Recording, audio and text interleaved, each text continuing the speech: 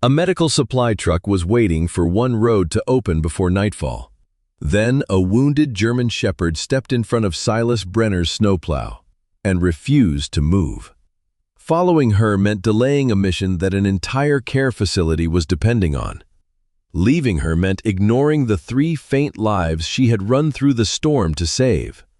But beneath the buried farmhouse, the ground itself was beginning to collapse.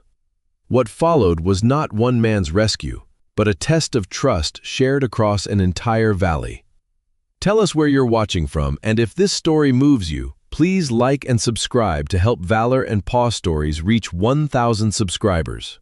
The morning after the storm came bright enough to be deceptive.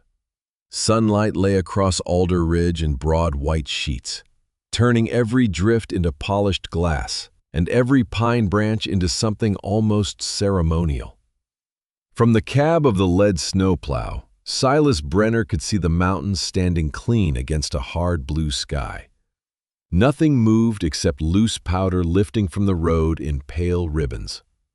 A beautiful morning, if a man ignored the temperature, the buried ditches, and the weight of snow pressing against every roof in the valley.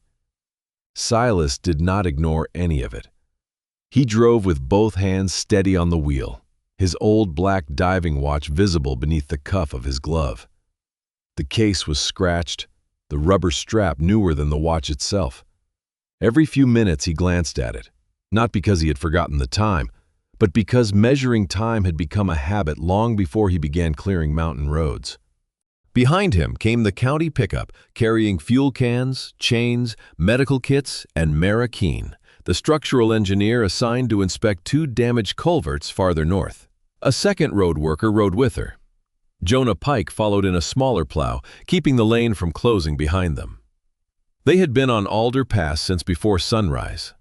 The route had to be opened before dark. A supply truck waited on the southern side of the ridge with oxygen cylinders, refrigerated insulin, generator fuel, and medical food for a residential care facility north of the valley.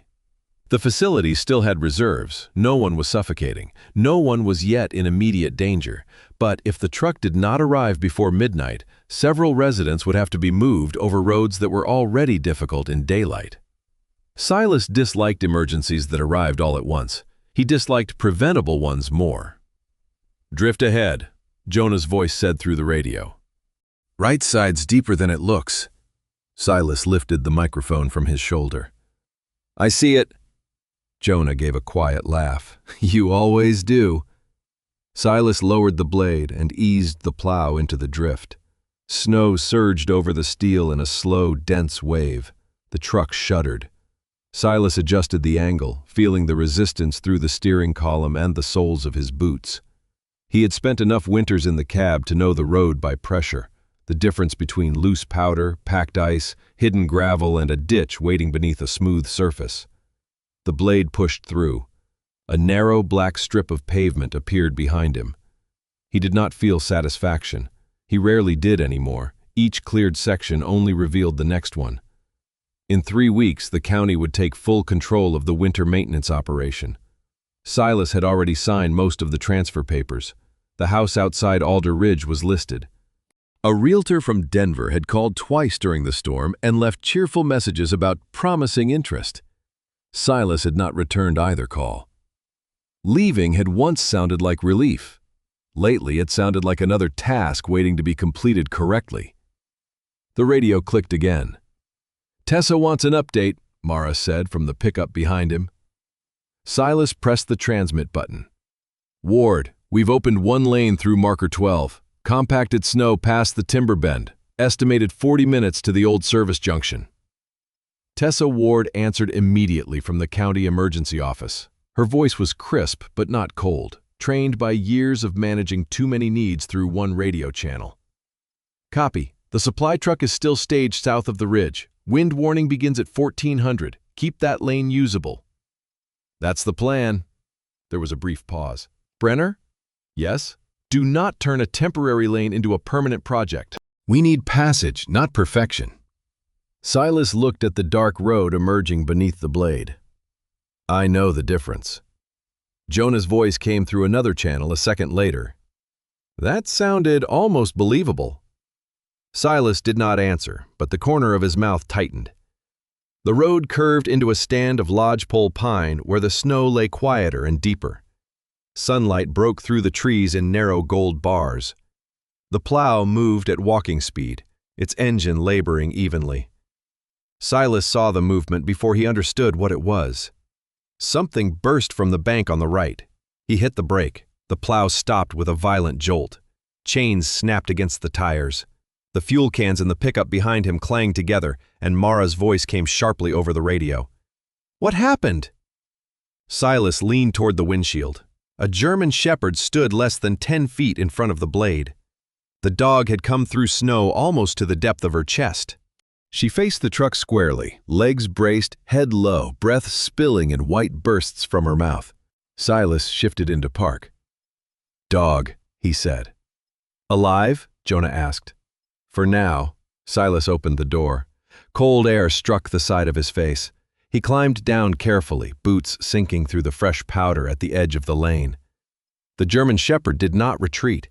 She was female, built leaner than the heavy show dogs Silas had seen in town. Her back was straight, her legs long, her coat yellow-brown beneath a narrow black saddle. Ice clung to the fur along her chest and belly. Her right forepaw left a faint red mark when she shifted her weight. The left ear had been torn once near the tip. It stood slightly crooked. Her eyes were dark amber. They did not look wild. They looked fixed. Silas took one slow step forward. "All right." The dog's lips remained closed. No snarl, no frantic barking. She watched his hands, then his face, then the truck behind him. Silas crouched slightly without lowering himself all the way. His left knee did not tolerate deep bends well in the cold. "Come on," he said. "Road's not where you want to sleep." The dog turned suddenly and ran toward a narrow side road buried beneath an untouched bank of snow. She went perhaps 30 yards, stopped, and looked back. Then she barked once, not a warning, a summons. Silas stayed where he was. The dog ran back toward him, stopping outside reach. She turned again toward the side road. Mara climbed out of the pickup. Her mustard-colored winter shell stood out against the snow. "She's trying to lead us somewhere. Or she wants us away from the plow." She could have moved away from it without coming back. Silas did not respond. One of the road workers, a broad young man named Aaron Vale, opened the pickup's rear door. "I've got a blanket. We can get her in the cab and take her to Lenora." The dog's gaze shifted instantly toward Aaron. Her body lowered, not aggression, preparation. Silas raised a hand. "Don't crowd her." Aaron stopped. Jonah climbed down from his plow more slowly. At 58, he moved with the care of a man who knew exactly which joints had already complained that morning. He wore an orange reflective coat and carried a dented metal thermos in one hand. He studied the dog for several seconds. Then his expression changed. "I know that collar." Silas looked at him. The dog wore dark blue nylon around her neck, half hidden beneath the frozen fur. The silver clasp was scraped dull. No tag hung from it. Jonah stepped closer, though not close enough to challenge her. "Marion Locke uses those. Blue with the wide buckle. Bought the same kind for every shepherd she's had." "Locke," Mara repeated. "The place off Old Pump Road?" Jonah nodded. "End of it, past the Boone property." Silas remembered the name. Marion Locke, retired music teacher, 62, knee surgery, temporary absence listed in the county winter file. "No one's supposed to be at that property," he said. "Marion isn't," Jonah replied. "She's doing rehab over in Grand Junction." Then someone lost a dog. Jonah looked toward the buried side road. Maybe. Silas took out the radio. "Tessa, go ahead. We have a loose German shepherd at the old service junction. Pike identifies her as belonging to Marion Locke. The dog is trying to move us toward Old Pump Road." There was a brief sound of typing at the other end. "Locke property is marked unoccupied. Welfare priority 4. No registered person on site." Any animal notice? Nothing in the emergency file. Silas watched the dog. She paced once toward the side road and back. Her paw slipped on the packed snow, and she caught herself immediately. Tessa continued. Animal control is tied up south of town. Bring the dog with you if possible and continue north. That road hasn't been opened. I know. Silas looked at the plow blade, then at the lane behind them. The route north was narrow but passable. Wind would begin filling it again within hours. Tessa, the dog has an injured paw. Understood. That does not change the priority order. It was not cruelty. Silas knew that. Tessa had calls waiting from people with frozen pipes, stranded vehicles, damaged roofs, failing generators. A dog on an empty property belonged near the bottom of any list created by people trying to keep a whole county functioning. Silas had helped build lists like that. He had defended them. Copy, he said. Aaron approached from the side with the blanket open between both hands. The dog let him come within 6 feet. Then she moved. She did not flee toward the woods. She did not lunge. She slipped past Aaron, ran directly in front of Silas's plow, and lowered herself onto the road. Her body rested across the right tire track. Her head stayed up. The engine idled behind her, deep and patient. For a few seconds, no one spoke. Silas felt something shift inside him. Not tenderness, not yet. Recognition, perhaps. The dog was exhausted. Every breath showed it. One paw bled. Ice had dried into the fur beneath her throat. Yet, she had chosen the one place where the truck could not pass without forcing a decision. Jonah set his thermos on the plow step. She knows what that machine does. She knows it stopped, Silas said. Same difference to her. Silas walked toward the dog again. This time she did not stand. He stopped several feet away and studied her more closely. The ribs were visible beneath the wet coat, though not sharply. Her abdomen was lean in a way that did not match the rest of her body. Then he saw the thinning fur along her underside. He removed one glove. Mara noticed his expression. What?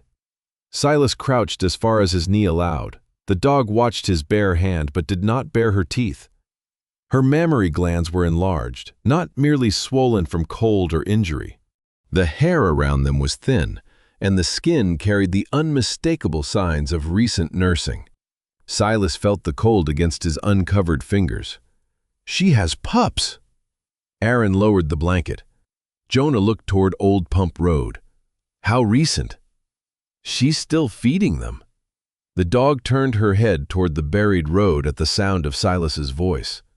Then she made a low sound in her throat, not a growl, something smaller. Silas looked again at the frozen fur on her chest, the torn paw, the way she kept shifting despite exhaustion. She had not wandered into the road in confusion. She had not come looking for food.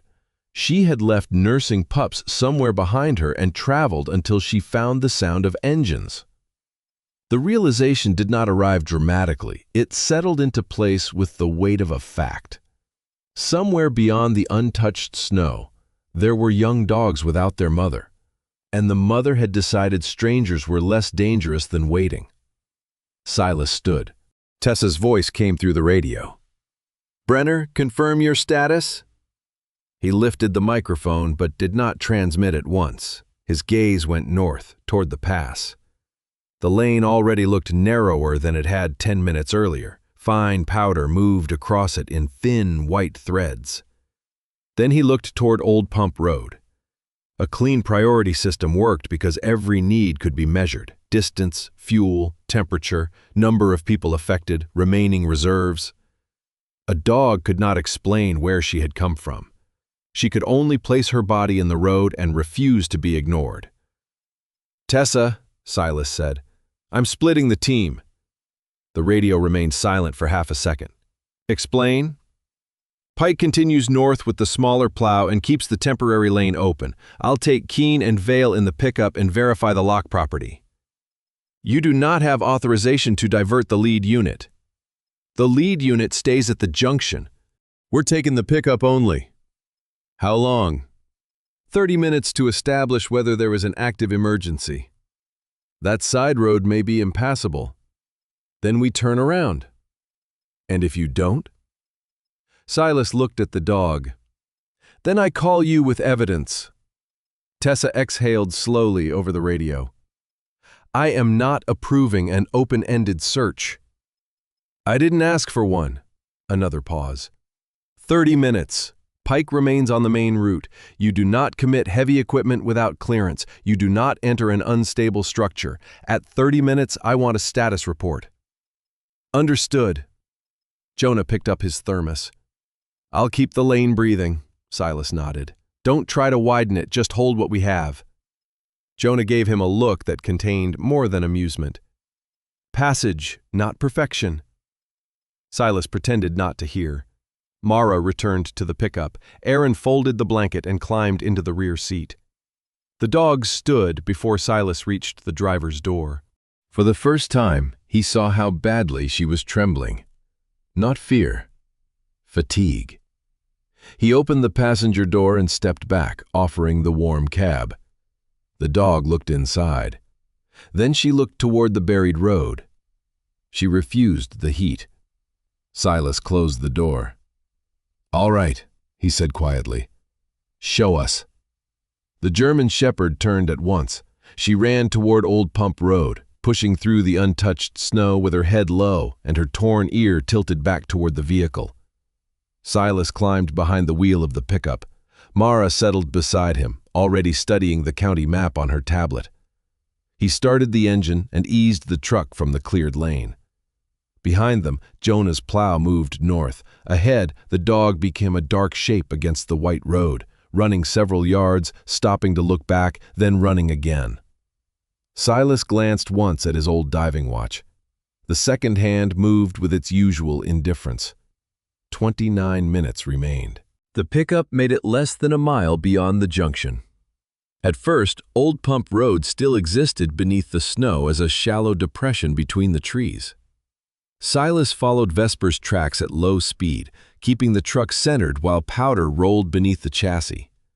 Then the road narrowed beside a drainage cut, and the snow rose above the front bumper. The tires spun once. Silas stopped before they dug themselves deeper. That's as far as the truck goes, Mara said. She was already studying the slope outside her window. Snow had collected unevenly beneath the pines, forming smooth white shelves over ground no one could see. Aaron leaned forward from the back seat. We could chain up again. We are chained, Silas said. Aaron looked through the windshield at Vesper, who stood 20 yards ahead in the road. The German shepherd had stopped as soon as the pickup did. Her chest rose quickly, but she did not come back to the vehicle. Mara opened her door. We walk from here. Silas checked his diving watch. 12 minutes had passed since they left the main route. He disliked the number immediately. They unloaded snowshoes, poles, a medical pack, 2 shovels, and a coil of light rope. Silas left the heavier tools in the truck. Carrying unnecessary weight into unknown terrain was another kind of impatience. Vesper waited while they fastened their gear. As soon as Silas stepped away from the truck, she turned and continued. The dog did not choose the easiest path. She climbed onto wind-packed ridges where the snow crust held beneath her weight, then dropped between trees where exposed roots created firmer ground. Twice, she changed direction before reaching shallow hollows that looked harmless but marked buried drainage channels. Mara noticed it too. She knows where the ditches are. She knows where she fell through before, Silas said. It was an important difference. Vesper was not reading a map. She was remembering pain. Silas followed the prints she had left earlier that morning. In several places, the snow was churned where the dog had struggled chest-deep before pulling herself onto higher ground. Small dark marks dotted the crust near one trench. Blood from the injured paw. The trail revealed more than the dog's direction. It showed repetition. Some tracks pointed toward the county road. Others came back the opposite way, partially filled by blowing snow. Vesper had traveled this route more than once. Aaron breathed heavily behind them. How far is the lock place? 2 miles past Boone's house, Mara said. Jonah said 3 from the junction. Road distance. We're cutting the bend. Silas looked up. Vesper had stopped beside a wooden fence nearly buried to its top rail. Beyond it stood a small gray house with snow pressed against the porch steps. No smoke rose from the chimney. The dog ducked beneath a broken section of fence and ran toward the front door. She scratched hard at the wood. Once. Twice.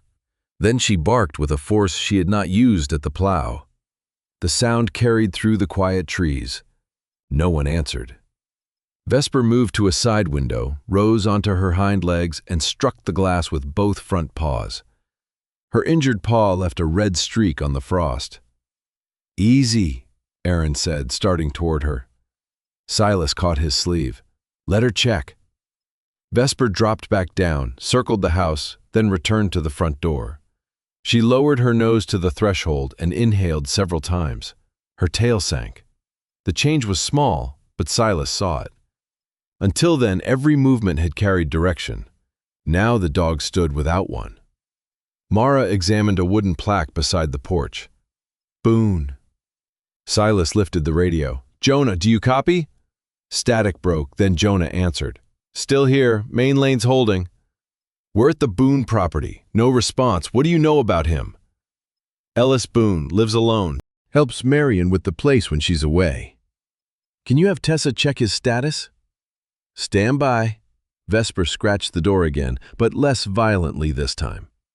Silas climbed the porch and looked through a narrow window. A mug sat beside the kitchen sink. A coat hung from a chair. Nothing appeared disturbed. On the railing, half covered by snow, was a metal bowl. Vesper's name had been painted on its side in faded blue letters. The dog had not come here by accident. A minute passed before Jonah returned. "Tessa found him. Boone was brought into St. Agnes yesterday afternoon after a vehicle slid off County 9. Broken wrist, bruised ribs, mild concussion." "Was he alone?" "Deputy found him. Phone wasn't recovered from the car." "Did anyone know he was caring for Locke's animals?" "No record of it." Vesper had moved away from the door. She stood in the yard facing north, toward the deeper woods. Silas looked at the bowl again. The failure was suddenly visible in ordinary objects. A locked house, an empty dish, a coat its owner had expected to wear again that evening. Marion believed Ellis would check the animals. Ellis had left home believing he would return. The county file listed the Locke property as empty because, technically, no person was there. Every fact had been correct. Together they had concealed the truth. Mara stepped beside Silas. "We know why no one reported the dogs. We know why Boone didn't. That matters." Silas understood what she meant. The search no longer rested only on Vesper's behavior. They had evidence of a broken chain of care. He spoke into the radio. "Tessa, update the incident. Confirmed caretaker incapacitated before the storm. Locke property may contain unattended animals." Tessa answered after a short pause. "Logged. You have 18 minutes left on the original verification window." "Copy." "You sound unhappy." "I am counting." "So am I." Silas looked toward Vesper. The dog had already started moving again. They left the Boone property and entered a denser section of forest. The snow became uneven beneath the trees, alternately shallow and waist-deep. Sunlight flashed off branches whenever the wind shook loose a veil of powder. Silas's left knee began to ache. He adjusted his stride rather than slow the others. Mara noticed but said nothing. She had a practical respect for discomfort, acknowledge it only when it changed the risk. Vesper continued to lead, but her pace had shortened. At one point she stumbled on the injured paw and dropped to her chest. Silas moved toward her. She stood before he reached her. "Dog's running on fumes," Aaron said. "She knows," Silas replied. Ahead the trees opened. The Locke property should have appeared as a farmhouse, a barn, and a long equipment shed set beneath a low wooded slope. At first Silas saw only the upper half of the house. The rest seemed to rise directly from a field of white. Then his eyes separated the shapes. The front of the two-story farmhouse remained standing. Sunlight struck the pale siding and the dark windows of the upper floor. Snow had drifted nearly to the lower window ledges, sealing the porch steps and most of the foundation. Behind the house, the large storage shed had collapsed. Its roof had folded inward beneath the storm's weight. Broken beams projected from a dense mass of compacted snow, splintered siding, and bent metal. The debris had spilled into the narrow space between the shed and the rear wall of the house. The back entrance was gone beneath it. So was the basement door. Mara stopped at the edge of the clearing. That wasn't a natural slide. Silas studied the slope. It was too low and too heavily treed for a large avalanche. Roof load failed, he said, then pushed everything forward when it came down. Aaron stared at the house. Can it still be occupied? It can still be standing, Mara said. That is not the same thing. Vesper crossed the yard as fast as her body allowed. She passed the front porch without looking at it and ran toward the eastern side of the house. There, near the foundation, a metal ventilation frame protruded from the snow at an angle. The dog began digging. She tore at the crust with both front paws, ignoring the injury. Snow struck her face and chest. She pushed her muzzle into the shallow opening, withdrew, and dug again. Silas and Aaron reached her first. "Move her back," Aaron said. "No! She's reopening the paw. She knows the exact spot." Silas knelt beside the vent and brushed snow from the twisted metal frame. A narrow slit remained between the lower edge and a broken piece of siding. Dark fur clung to the metal. He found blood beneath it. Not much. A smear along one sharp corner, frozen nearly black. Vesper had escaped through that opening. Silas pictured the dog forcing her shoulders through the bent frame, skin catching on metal, snow collapsing behind her as she clawed toward open air. He put 2 fingers into the gap. No airflow. "Blocked farther in," he said. Aaron unfolded a shovel.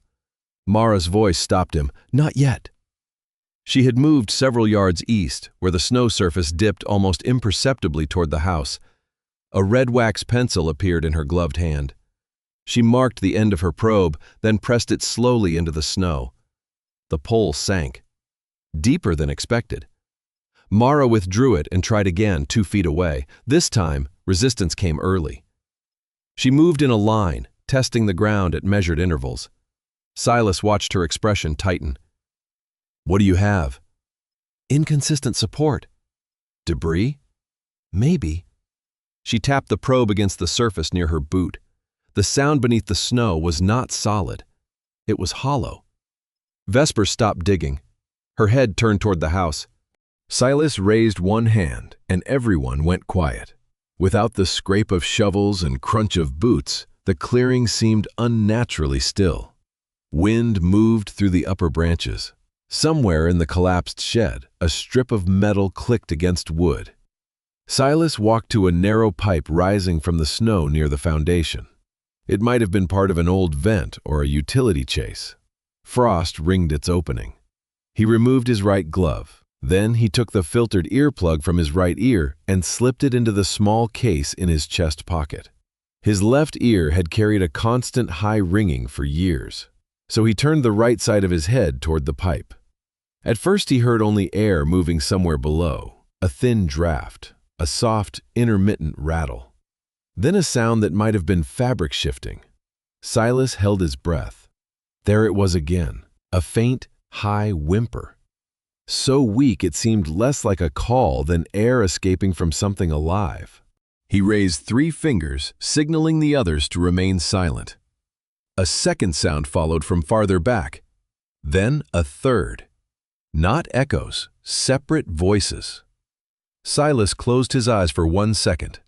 3. When he stood, Vesper was watching him. The dog did not need his words. She read the change in his posture and moved toward the pipe, pressing her nose against the metal. Her body trembled harder. Silas lifted the radio. "Tessa, we have confirmed live animals inside the Locke residence, at least 3 puppies." The reply came immediately. "Condition? Unknown. Vocalizations are weak. Can you access them? Negative. Rear and basement entrances are buried under structural debris." Mara came closer to the vent but kept outside the area she had tested. "Tell her the east side may be undermined." Silas did. Tessa's voice shifted from administrative restraint to active coordination. "Hold position. I'm contacting fire and veterinary support." "Do not enter the structure." "Understood." A new voice joined the channel several minutes later. "This is Dr. Lenora Vance." The veterinarian spoke calmly but without softness that might be mistaken for reassurance. Silas knew of her. She ran the winter animal clinic near the highway and had treated half the working dogs in the valley. "I have Marion Locke's records," Lenora continued. "Vesper delivered 3 puppies 5 weeks ago. No complications at birth." Silas watched the dog dig once more at the vent. "How long can they tolerate this?" "At 5 weeks, better than newborns, but not indefinitely." Marion installed a battery-backed warming pad in the whelping area. It was rated for roughly 18 hours. "The storm began yesterday morning." "I know."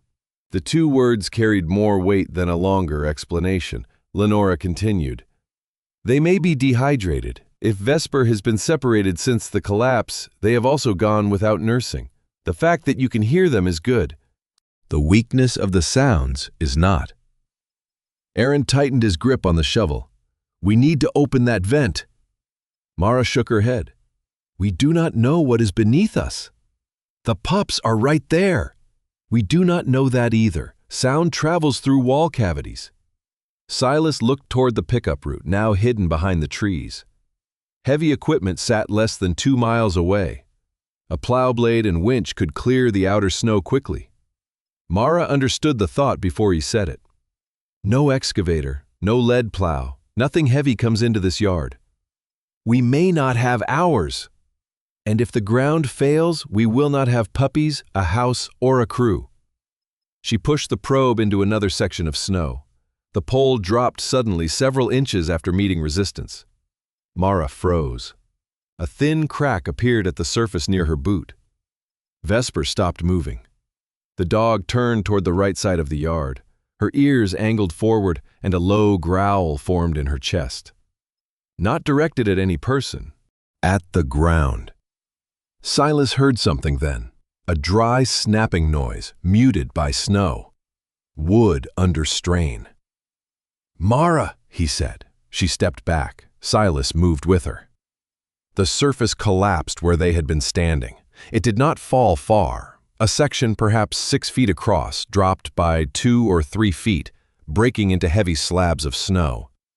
One edge opened into darkness beneath the yard. Cold air rose from the gap. Aaron swore and retreated toward the trees. Vesper remained near Silas, body rigid, eyes fixed on the opening. Mara stared into the hole.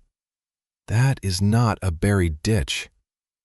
Silas looked at the exposed cavity beneath the snow, then toward the farmhouse whose foundation rested only yards away. The 3 faint sounds inside the house had proven what Vesper came to tell them. The opening in the ground proved something else.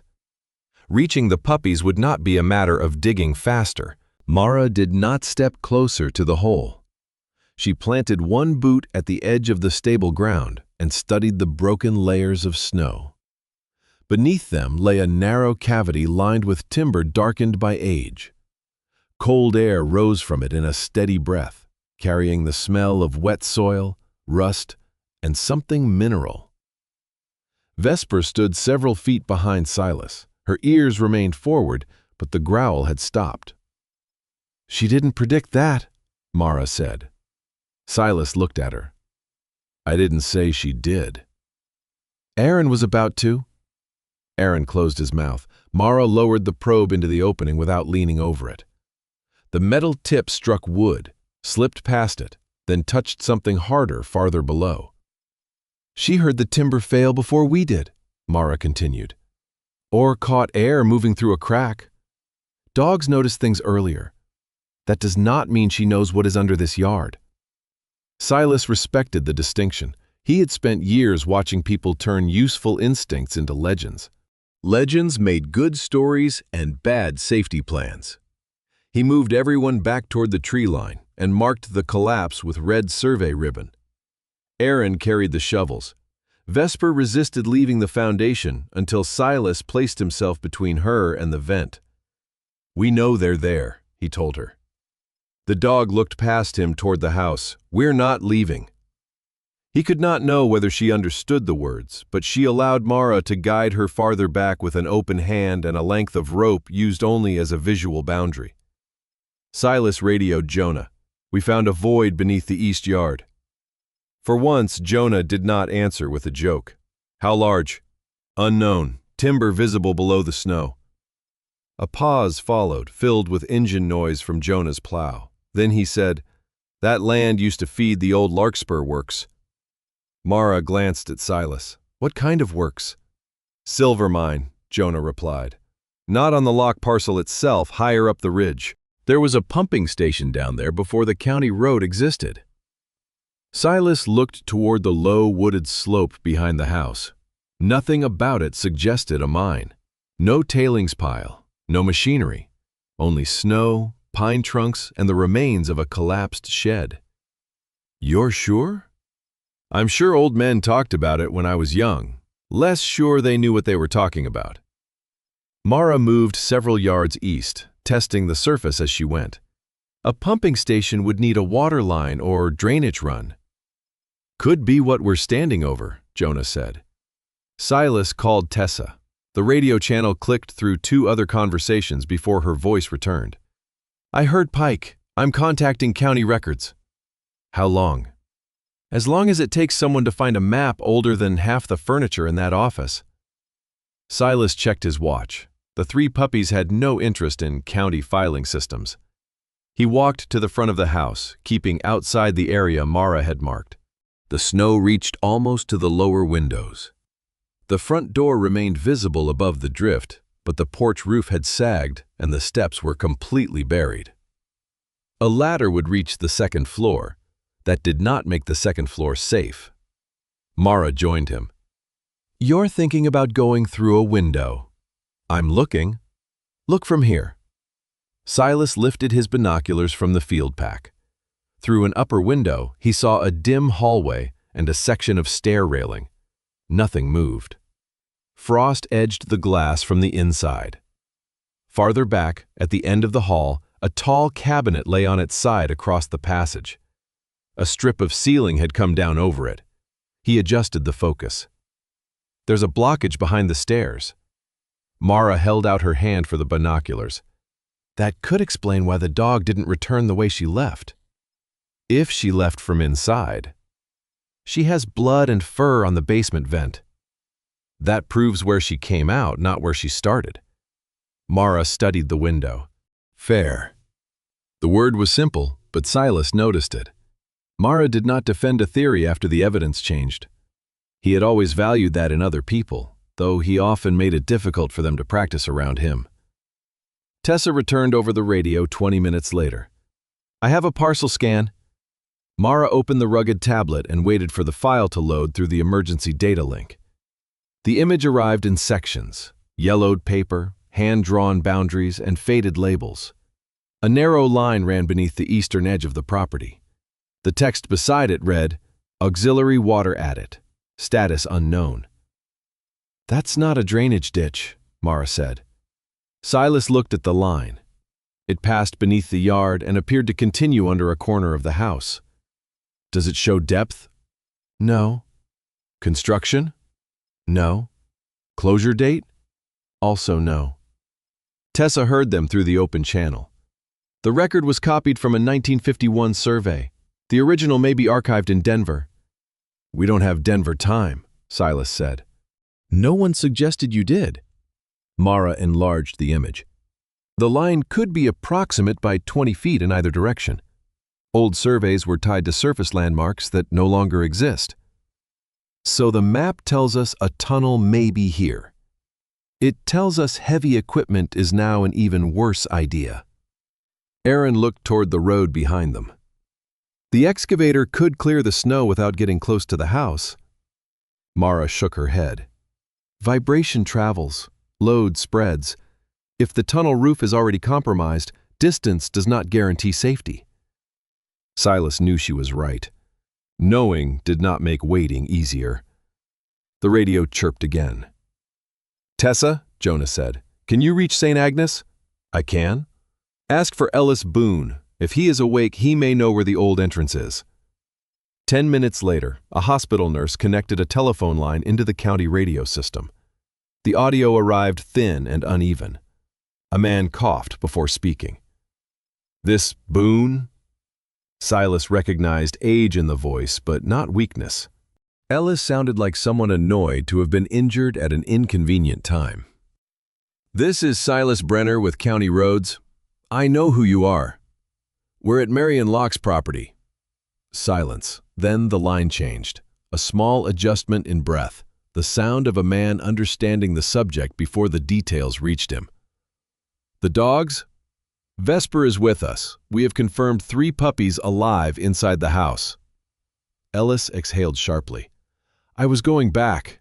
No one is accusing you. I left feed in the mudroom, checked the heater, told Marion I'd be there before noon." Silas looked at Vesper. She was lying in the snow now, though she refused the blanket Aaron had placed nearby. "What do you know about a tunnel under the east yard?" "At it," Ellis said. "Old water run." "Where is the entrance?" "East slope, past the spruce with the split trunk. There used to be a steel door set into the bank." "Used to be?" "It was there 15 years ago, rusted shut. Marion wanted it filled, but the contractor said the county had to decide who owned it." Mara's eyes closed briefly. A familiar kind of administrative failure. Ellis continued. "There's something else. Back in '86, the house drains froze every winter. Marion's husband had a man cut an inspection shaft from the old attic up to the crawl space. Never meant for people, just pipes and access." "Where does it come up?" "East side, under the back hall, maybe under the laundry room. I haven't seen it open in years." Silas looked at the house. For the first time since hearing the puppies, a possible route existed. It was not a good route. That made it more believable. "Ellis," Silas said, "why wasn't this in the property record?" A bitter laugh crackled through the speaker. "Because half the things built in this valley were done by men who thought a pencil made the government too curious." The line went quiet. Then Ellis asked, "Is Vesper hurt?" "Cut paw, exhausted." "Still moving." "Blue bowl on my porch?" Silas glanced back toward the trail they had taken. "We saw it. I always kept treats in the left pocket of my coat. She'll look for them." Silas did not know what to say to that. Ellis's voice softened. "She went to my house first, didn't she?" "Yes." The silence that followed was not empty. It held a locked door, an injured man in a hospital bed, and a dog finding no help where help had always been before. When Ellis spoke again, his voice had lost its irritation. "Tell Marion I'm sorry." "You can tell her yourself. I already tried." "We'll call again when there is something useful to report." Silas ended the connection before Ellis could turn guilt into another obstacle. Mara crouched over the map. "If the shaft still exists, it gives us another direction of approach." "It also means the house may be tied into the tunnel structure more than we thought." "Can we reach it?" "Not with what we have." "Can the excavator expose the entrance from a safe distance?" "No." The answer came immediately. Silas felt irritation rise, not at Mara, but at the fixed shape of the problem. Every new fact offered a route and closed another. He stepped away and called the North Ridge Care residents directly. The manager, a woman named Pauline Drescher, answered from a noisy room where alarms beeped intermittently in the background. "This is Brenner. I need your actual reserve status." "We sent it to emergency management." "I need it from you." A pause, then Pauline's tone sharpened. "We have enough oxygen to last until approximately 5 in the morning if no concentrator fails. Insulin storage is holding. Generator fuel is the larger concern. But we can shut down the west wing and move residents inward." "How long to relocate?" "Inside the building, 2 hours." "Full evacuation?" "We would rather not test that road." So the delivery is important, but no one is facing immediate loss of life. Not at this minute. Silas looked toward the buried house. Thank you. Mr. Brenner? Yes? Do not use us as a reason to ignore another emergency. Just do not forget we are here. The line ended. Her words stayed with him because they offered no relief. No one had removed the choice. Pauline had simply refused to let Silas exaggerate one need in order to silence another. He radioed Tessa. North Ridge has reserve oxygen until approximately 0500. They can consolidate wings to reduce fuel use. I know. You knew? I was waiting for updated numbers. Silas almost asked why she had not told him sooner. Then he stopped. Because she had been coordinating the entire county, not building a case for his decision. Tessa, I propose Pike holds the main route. Send the south crew to meet the supply truck and maintain the lower section. Keene and I stay at lock. Request volunteer fire for confined space assessment. You are asking me to divide already limited resources. I am asking you to prevent one emergency from erasing another. The radio stayed silent long enough that Aaron looked up. Tessa finally answered. Approved with limits. Pike retains the smaller plow and one road worker. South crew takes responsibility for the supply route from marker 8. You keep no heavy machine at the house. Fire Command owns any underground entry. Understood. I mean that last part, Silas. So do I. But even as he said it, he felt the old resistance inside him. Fire Command owned the tunnel. Mara owned the structural decision. Tessa owned the allocation of county resources. Silas was accustomed to being the point where all decisions narrowed. Now the situation was being held by several people, each with authority he could not override merely because the waiting hurt. They spent the next 40 minutes gathering information without disturbing the structure.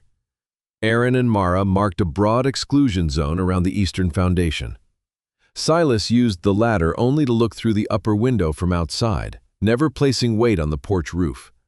Mary and Locke joined by telephone from the rehabilitation center. Her voice shook only once when Silas told her they had heard all 3 puppies. The whelping area is in the laundry room, she said, back left corner of the house. There's a cabinet down across the upstairs hall. That cabinet was downstairs. Silas looked again at the window. Then the impact moved it. The laundry room has a small dog door into the back hall. Vesper used it when she wanted water. Could she have left the room before the collapse? She would have investigated the first sound, and then been blocked from returning. Marion did not answer immediately. Yes. Silas imagined the sequence now with painful clarity. The roof failing behind the house, Vesper leaving the puppies for only a moment, moving toward the noise, the hallway closing behind her, the dog trying the back door, then the stairs, then the basement. Forcing herself through a damaged vent, digging outside, running to Ellis's locked house, finally following the sound of the plow. There was no mystery in it, no perfect instinct leading her to the one man meant to help. Only a mother exhausting every familiar possibility before gambling on strangers. A diesel engine sounded faintly through the trees. Caleb Rourke arrived with 2 volunteer firefighters in a tracked utility vehicle pulling a compact equipment sled. He stepped down before the engine had fully settled. Caleb was leaner than Silas, with close-cut dark hair silvering at the sides and a narrow face made more severe by the cold. A thin mustache crossed his upper lip. His brick-red rescue jacket carried no unnecessary gear. Every buckle and strap appeared placed for a reason. He greeted Mara first. Show me the exclusion line. Not the house, not the dog, the boundary. Mara walked him through the cracks, probe readings, parcel map, and the collapse section. Caleb listened without interrupting. One firefighter unloaded gas monitors and mechanical shores. The other began logging names, equipment, and entry times on a waterproof board. Silas pointed toward the eastern slope. Old entrance should be beyond the split spruce. Caleb did not move. Has anyone entered? No. Has anyone placed weight over the suspected tunnel? Only before we knew it was there. Any machinery in the yard? No. Caleb nodded once. Good. Keep it that way. They found the split spruce 80 yards east. Beneath the drift, the top edge of a rusted steel frame was barely visible. Caleb cleared only enough snow by hand to expose part of the door. He inserted a gas sampling tube through a corroded gap and waited for the meter. Oxygen, normal. No carbon monoxide. No hydrogen sulfide. That did not make the tunnel safe. Caleb tested the frame, then the surrounding bank. The steel shifted slightly under pressure, releasing grains of frozen soil. "We shore the approach before this door opens," he said. Silas looked toward the house. "How long?" "As long as it takes. We have animals weakening inside. And I have people standing outside who will remain alive." Silas stepped closer.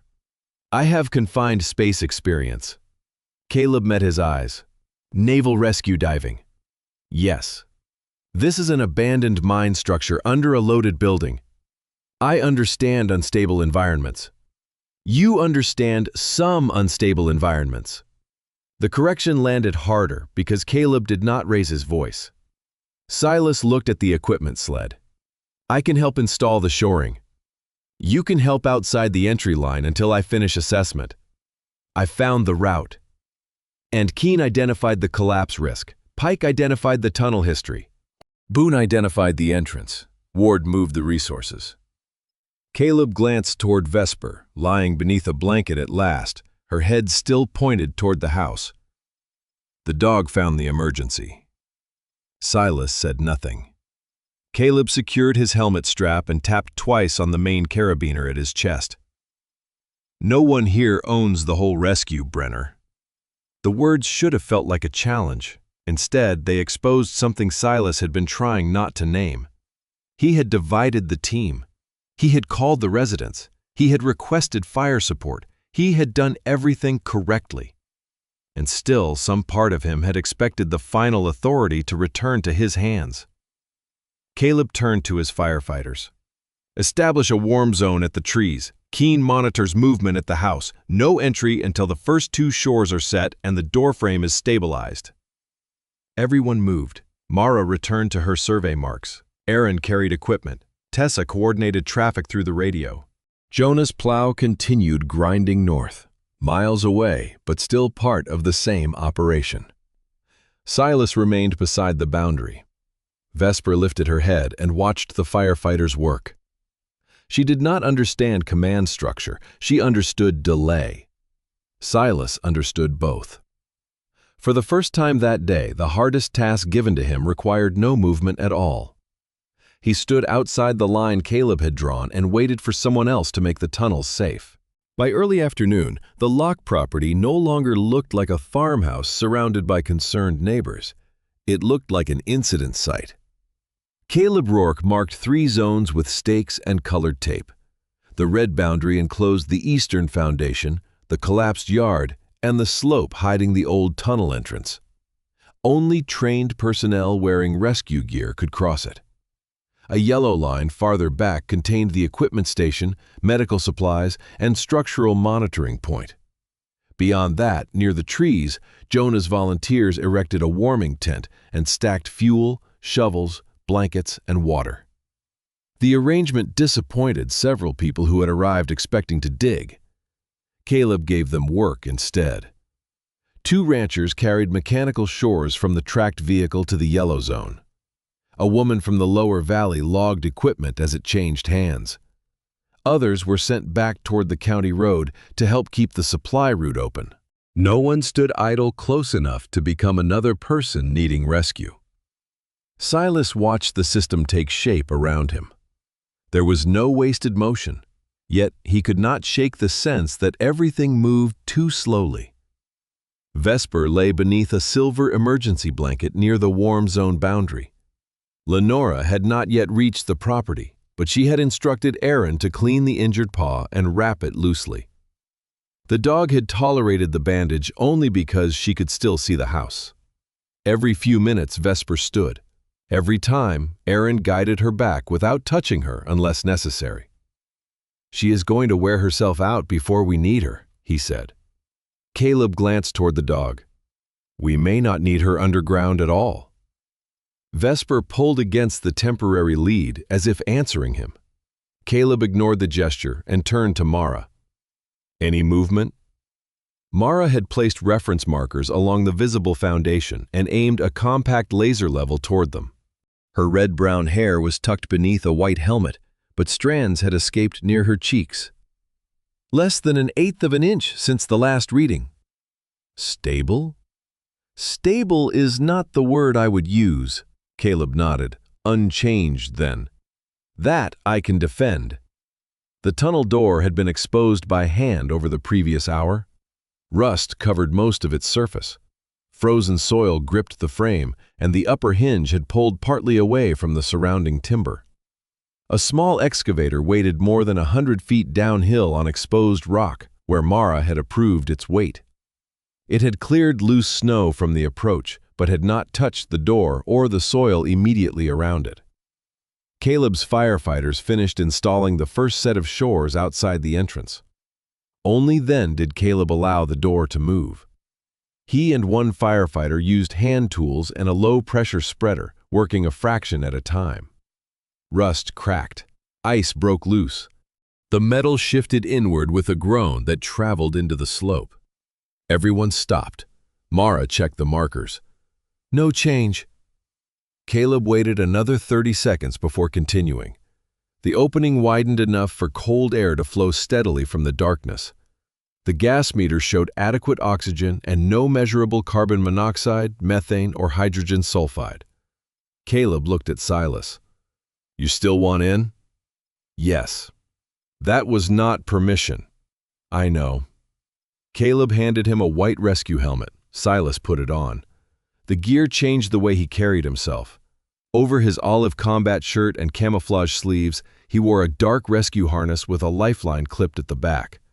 Knee and elbow pads covered old joints. A shoulder radio sat on his right side, where his hearing remained stronger. Caleb checked every connection himself. Then he tapped the main carabiner twice. You stay behind me until I say otherwise. Silas nodded. If I stop, you stop. I understand. If I order out, you do not debate me inside. Silas met Caleb's eyes. Understood. They entered on hands and knees. The tunnel was lower than the old map suggested. At first, the ceiling remained high enough for a crouch, but within 20 feet it dropped beneath a line of split timbers. Ice covered the floor in uneven sheets. Water moved somewhere under it, producing a faint ticking sound. Their helmet lamps cut narrow tunnels through the dark. The air smelled of iron, wet wood, and stone. Silas had expected the confined space to awaken memories of underwater work, the closeness, the dependence on equipment, the knowledge that turning around might take longer than continuing. Instead, the tunnel felt dry in the wrong way. Underwater, pressure came from every direction. Here, the danger waited above. Caleb moved slowly, testing each section before allowing Silas forward. At the first cracked beam, they installed a mechanical shore between two timber pads. The metal post tightened with a series of controlled clicks. No dramatic collapse followed. That was the nature of careful rescue. Success often sounded like nothing happening. They advanced another 8 feet. Outside, Mara called measurements over the radio. Foundation markers unchanged. Caleb answered, Copy. Silas heard Vesper bark faintly from the entrance. The sound traveled strangely through the tunnel, stretched by the walls until it seemed to come from ahead. At the second weak section, a fallen board blocked half the passage. Caleb examined it, then chose not to move it. We go beneath. Silas looked at the narrow gap. You first? I am smaller. It was true by only a few inches, but in the tunnel those inches mattered. Caleb lowered himself and slid through. Silas followed, turning one shoulder and exhaling to make room for the harness hardware. The old diving watch pressed against his wrist beneath the glove. He remembered another confined place years earlier, the steel interior of a flooded maintenance compartment, where a young sailor had kept asking how much time remained. Silas had answered with numbers because numbers were cleaner than promises. The memory came and left without taking him with it. Ahead, Caleb raised one fist. They had reached a vertical shaft. The opening rose above them through rotten framing and old insulation. A narrow metal ladder had once been fixed to one wall, but only 3 rungs remained. Utility pipes ran upward beside it. "This must be Boone's inspection access," Silas said. Caleb aimed his light into the shaft. The beam disappeared into packed material 15 feet above. He lowered a wired rescue camera from his pack. The device was little more than a small lens and microphone on a reinforced cable, designed to enter spaces people could not. Caleb guided it upward. The monitor showed gray timber, rusted pipes, webs of torn insulation, then darkness. At 11 feet, the camera struck something. He rotated the head. A crushed duct crossed the shaft. Above it, fiberglass insulation had fallen into a dense mass. "Can you push through?" Silas asked. Caleb applied gentle pressure. The image shifted an inch, then stopped. "Not without moving the duct." "Can we cut it?"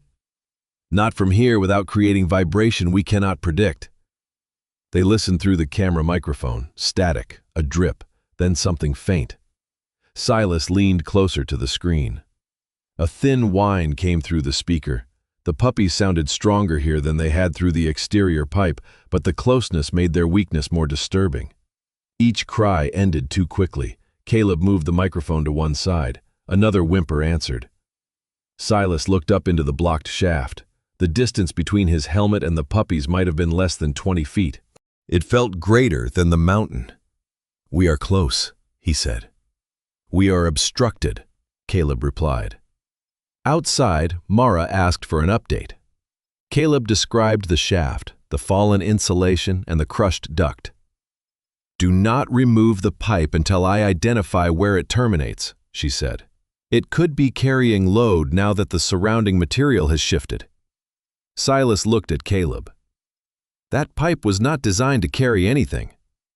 Accidents do not care what objects were designed to do. Caleb backed away from the shaft. "We return to the entrance and reassess." Silas did not move. Caleb's voice hardened. "That is an exit order." Silas looked once more into the shaft, then he turned. The crawl back felt longer, not because of the distance, but because the puppy sounds followed through the wire until Caleb reeled the camera in. At the entrance, Vesper was waiting upright. She had slipped the emergency blanket and stretched the temporary lead to its limit. Her amber eyes moved from Caleb to Silas, then to the open tunnel. Silas removed his helmet. "We found the shaft." Mara joined them with the tablet. "Is there any alternate path?" "Not for a person," Caleb said. He sketched the obstruction with a gloved finger. "The shaft narrows above the pipes. Even if we remove the duct, a rescuer in full gear would not clear the final section."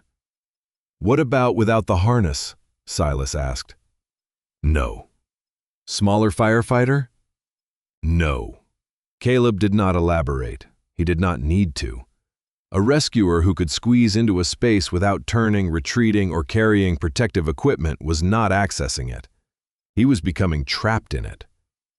Vesper pulled again toward the entrance. Caleb looked at her this time. "No." The dog barked once and dug her front feet into the snow. Aaron tried to redirect her with a water bowl. She did not look at it. Silas crouched beside her. The dark blue collar remained beneath the temporary bandage and dusted fur. Vesper smelled the tunnel air on his clothes.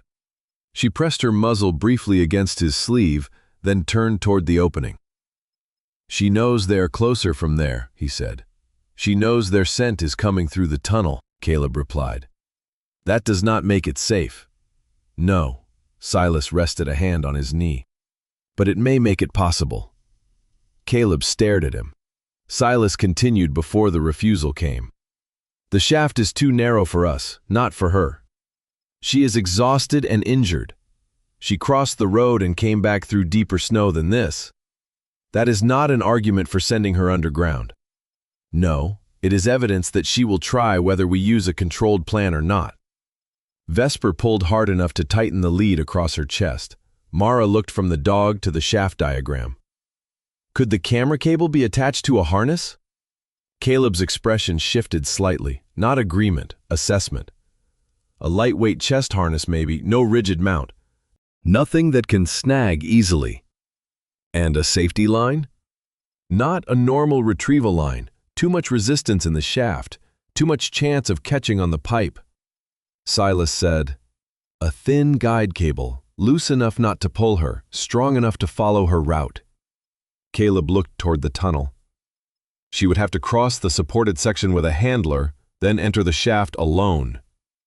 Silas can take her to the base, Mara said. Caleb glanced at her.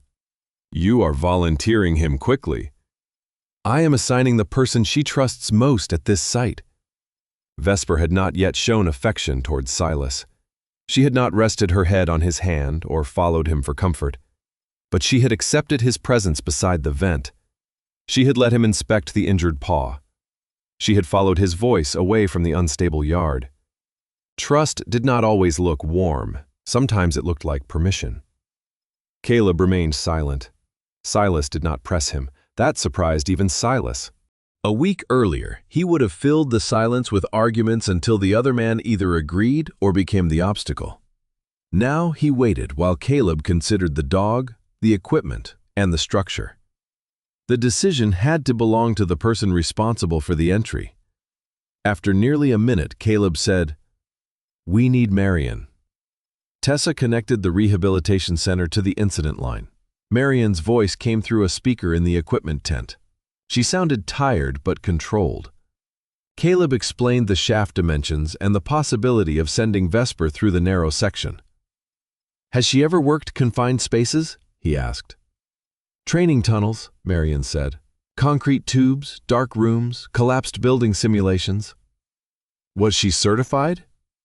"No, she left the program before final certification." "Why?" "A sound sensitivity after an ear injury. Sudden metal impact could make her freeze." Silas looked toward Vesper's torn left ear. "What commands does she know?" Caleb asked. "Search, return, hold, touch, bring." Marion paused. "Do not ask her to retrieve a puppy. No one will. She is not trained to solve mechanical problems. We are not expecting that." Marion was quiet for several seconds. "Will she be tied?" "A light guide cable attached to a chest harness. No tension unless necessary. The primary purpose is camera and route tracing." "Can she turn around?" "In most of the shaft, not at the narrowest obstruction." Silas heard Marion breathe in. "If she hears the puppies, she may not return when called." The sentence changed the discussion. Until then, Vesper had been treated as a potential rescuer who could be guided in and out. Marion reminded them that she was also a mother. Caleb said, "That is the largest risk." Marion's voice softened. "Let me speak to her." Aaron placed the radio near Vesper. "Vesper?" The dog's body went still. Marion repeated her name. No command followed, just the voice. Vesper approached the radio, nose working. She tilted the torn ear toward the speaker. "I know," Marion said. "I know where they are." Vesper made a low sound and looked toward the house. Marion spoke quietly for another half-minute, using phrases no one else understood, and perhaps Vesper did not fully understand either. The tone mattered more than the words. When Marion stopped, Vesper remained beside the radio. Caleb made his decision. "One attempt, supported tunnel section only. Brenner escorts her to the shaft. If the dog shows distress before the obstruction, you turn back. If the cable snags, you do not pull hard. If structural monitoring changes, both of you exit." Silas nodded. Caleb pointed at him. "And you do not enter the shaft after her." "I understand." "I need more than understanding. You have my word." They used a burnt orange rescue harness sized for a working dog. Aaron adjusted the straps beneath Vesper's chest, keeping them clear of the swollen underside. A compact light was mounted low between the shoulders. Caleb attached the wired camera along the harness with breakaway tabs so it would detach rather than trap her. The guide cable was thin, smooth, and fed through a low-friction reel. No speaker, no tracking device, no machine capable of explaining to Vesper what waited ahead. Only light, cable, familiar commands, and scent. Vesper entered the tunnel beside Silas, her body lowered immediately beneath the ceiling. The bandaged paw altered her step, but she continued without hesitation. Silas crawled behind her, leaving enough distance that his gear would not crowd her. At the first shore, she paused to sniff the metal. A faint click sounded as it settled. Vesper froze. Silas remembered Marion's warning. He did not touch her. Easy. The dog looked back. Silas placed his bare fingers briefly against the old diving watch, a gesture meant for himself rather than her. Count the breath. Let the moment pass. Search. Vesper moved again. At the blocked board, she dropped lower and slipped beneath it more easily than either man had. Silas followed with effort. They reached the shaft. The puppies cried above them. Vesper raised her head so sharply that the harness light struck the wall. She tried to climb immediately. Silas placed one hand lightly against her chest. Hold. The command stopped her for 2 seconds, maybe 3. It was enough for Caleb to feed the guide cable into position. Silas removed the heavier lead and unclipped the short restraint. Only the camera cable and thin guide line remained. Vesper stared upward. The shaft smelled of her pups now. Silas could see it in the rapid movement of her nose, the tension through her shoulders, the way fatigue disappeared beneath purpose. He gave the command. Search. Vesper climbed. Her claws found the remaining ladder brackets and rough timber. She squeezed past the first pipe, turned sideways, then pushed her chest into the fallen insulation. The camera image filled with gray fibers. For several seconds, nothing moved. Silas heard Vesper breathing hard above him. Vesper! One ear appeared briefly in the monitor as she turned. Search! She pushed again. The insulation shifted. The breakaway camera mount scraped against metal, but held. Then the image tilted upward into darkness. Vesper had passed the obstruction. Silas watched the guide cable slide through his gloved hand. 10 feet. 12. 15. The camera showed a cramped crawlspace beneath the house. Pipes crossed low wooden joists. Dust hung in the beam of the harness light. Vesper moved on her belly, pulling herself forward with her front legs. The puppy's cries grew louder through the microphone. Outside, Mara monitored the feed from a larger screen. Foundation markers unchanged, she said. Caleb answered from the shaft base. Continue. Vesper disappeared behind a pipe. The camera struck wood and swung sideways. For a moment, the screen showed only darkness. Then she climbed through a narrow break in the subfloor. The view changed. A hallway appeared at floor level. Broken plaster covered the boards. A large cabinet lay across the far end beneath a fallen section of ceiling. Light entered weakly through a frost-covered window. Vesper moved toward a closed door. She sniffed beneath it. 3 thin cries answered from the other side. The dog pawed the door. It did not move. She shoved her shoulder against it. The cabinet outside the camera's view may have pinned the frame. Dust fell from above. "Stop her," Mara said. Silas called through the shaft. "Vesper, hold!" The dog stopped striking the door, but she did not leave it. She lowered her nose and moved along the wall. The puppies cried again. Vesper found a section of drywall beside the door and began scratching. Mara leaned toward the monitor. "Show me the corner." Caleb adjusted the camera cable slightly, changing the angle. The wall contained no visible outlet or plumbing fixture. The dust fell in light flakes rather than chunks. A narrow crack opened along the baseboard. "That should be a partition wall," Mara said, "not load-bearing based on Marion's floor description." "Should be?" Caleb asked. "I cannot guarantee from a camera." Vesper scratched again. The drywall broke. A dark hole appeared no larger than her paw. She pushed her muzzle into it. A puppy squealed from the other side. The sound changed Vesper. She clawed faster, but not wildly. Each strike widened the same opening. Drywall crumbled inward, paper tore. The wooden stud stopped her on one side, forcing the hole toward the center of the panel. Silas listened from below, unable to see anything except the small monitor in Caleb's hand. This part of the rescue could not be improved by his strength. He could not reach the wall. He could not position Vesper's paws. He could not move the cabinet. All he could do was keep his voice steady enough that she did not exhaust herself against the wrong point. "Search!" Vesper broke through. Her head disappeared into the wall opening. She twisted one shoulder, then the other. The harness caught for an instant on torn drywall. The breakaway tab released. The camera swung loose but remained attached by its cable, now resting near the hole. Vesper squeezed through without it. For 3 seconds, the screen showed only the opening and falling dust. Then her hind legs vanished. The puppy's cries changed from distant whimpers to sharp, immediate sounds. Vesper had reached them. Caleb slowly advanced the loose camera through the hole until the lens cleared the torn wall. The image settled. A wooden whelping box stood in the corner beneath a battery warming pad that had gone dark. Blankets inside were damp and flattened. 3 yellow and black puppies lay pressed together. One lifted its head. Another crawled weakly toward Vesper. The third barely moved. Vesper entered the box and curled around them. She licked the smallest puppy's face, then the others, working quickly as if trying to restore the missing hours through force of attention. The puppies rooted against her. She lowered herself carefully. Outside the tunnel, no one cheered. Mara watched the structural markers. Aaron covered his mouth with one gloved hand.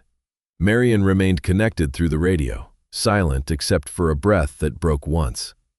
Silas sat at the base of the shaft. On the monitor, Vesper's torn ear moved as she cleaned her pups. The smallest puppy's head rested against the cream-colored patch on her chest. Silas had spent the entire day narrowing the distance between danger and help. He had opened a road, divided resources, found the tunnel, entered it, reached the shaft. None of those acts had completed the rescue. The most important thing happening now required no human hand. Vesper had crossed the final distance because she was smaller, because she knew the scent beyond the wall, and because the lives waiting there belonged to her in a way they belonged to no one else. Silas looked down at his scratched diving watch. For once, he did not check the time. Lenora's voice came through the tunnel radio with none of the relief Silas expected. "Vesper can stay with them for 10 minutes, she said. 15 at the absolute most." Silas looked at the small monitor resting against Caleb's knee. On the screen, Vesper lay curled inside the wooden box. 2 puppies pressed against her underside. The smallest remained near the wall, its head moving only when Vesper licked its face. "She just reached them," Silas said. "And that matters," Lenora replied. "Her warmth and milk may stabilize them temporarily, but nursing is not the same as treatment, and the structure has not become safer because she is inside." Caleb glanced at his watch. 10 minutes. The number began immediately. They withdrew from the shaft far enough to work without crowding the opening. Mara used Marion's description of the house and the camera image to construct a rough floor plan on her tablet. The laundry room sat at the rear eastern corner. Beneath it, the inspection shaft opened into a narrow utility chase between the old foundation wall and the first-floor joists. The crawl space did not lead directly beneath the whelping box. It ran under the hallway, then widened beneath part of the laundry room where plumbing lines crossed toward the exterior wall. Mara marked a route with her red stylus. If the original renovation followed the drawing Marion described, the floor joists should run north to south. The utility chase crosses beneath them here. Silas studied the line. How close? 6 feet horizontally from the top of the shaft, maybe 7. That is not far. In a stable building. Caleb pointed toward the joist layout. Where can we open without cutting structure? Between these two bays, we remove insulation first, confirm the plumbing, then take only the subfloor, no joists, no hammering. Silas looked at the monitor again. Vesper had shifted to cover the smallest puppy with her chest. Then let's move. They carried hand tools into the tunnel, a compact inspection light, a low-vibration oscillating saw, short mechanical shores, timber pads, and a soft-sided rescue bag. Every item was passed forward rather than dragged. At the base of the shaft, Caleb climbed first and worked his shoulders into the lower part of the utility chase. Silas followed close enough to receive tools, but not close enough to limit Caleb's retreat. The space narrowed quickly. Old insulation hung in gray curtains between the joists. Copper pipes ran along one side, their surfaces wet with condensation. The underside of the floor was patched with lumber from several decades, each repair using a different kind of fastener. Silas aimed his light ahead. How did anyone work in here? Smaller bodies and fewer regulations, Caleb said. He cut the first tie holding the insulation and lowered the material rather than letting it fall. Dust drifted through the light. Outside, Mara monitored the foundation markers.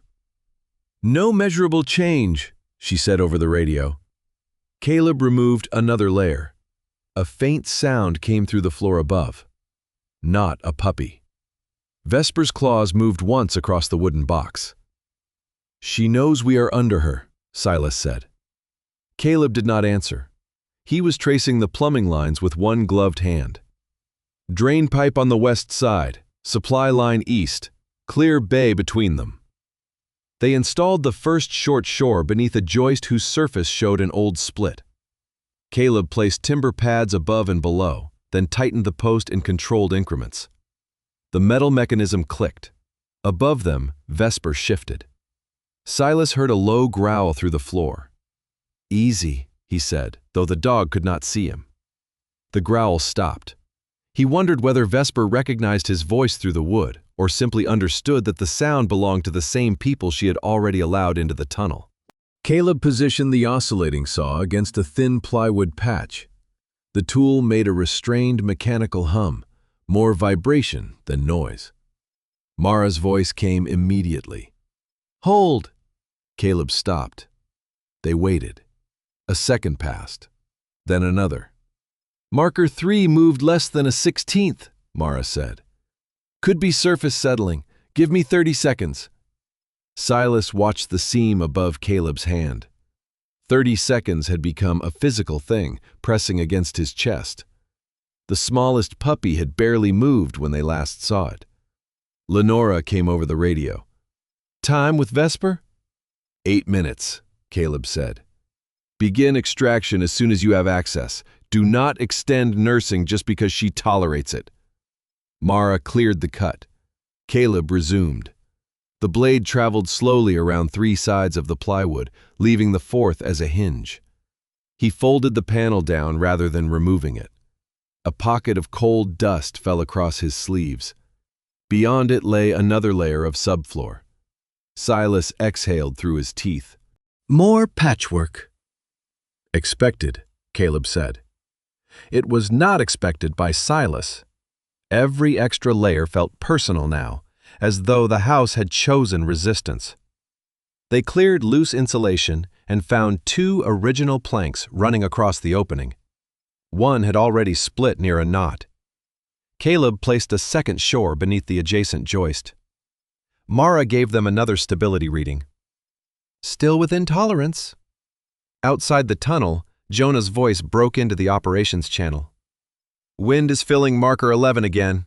We have 2 tractors coming from the north farms and 3 pickups with blades from the south. Tessa answered before Silas could.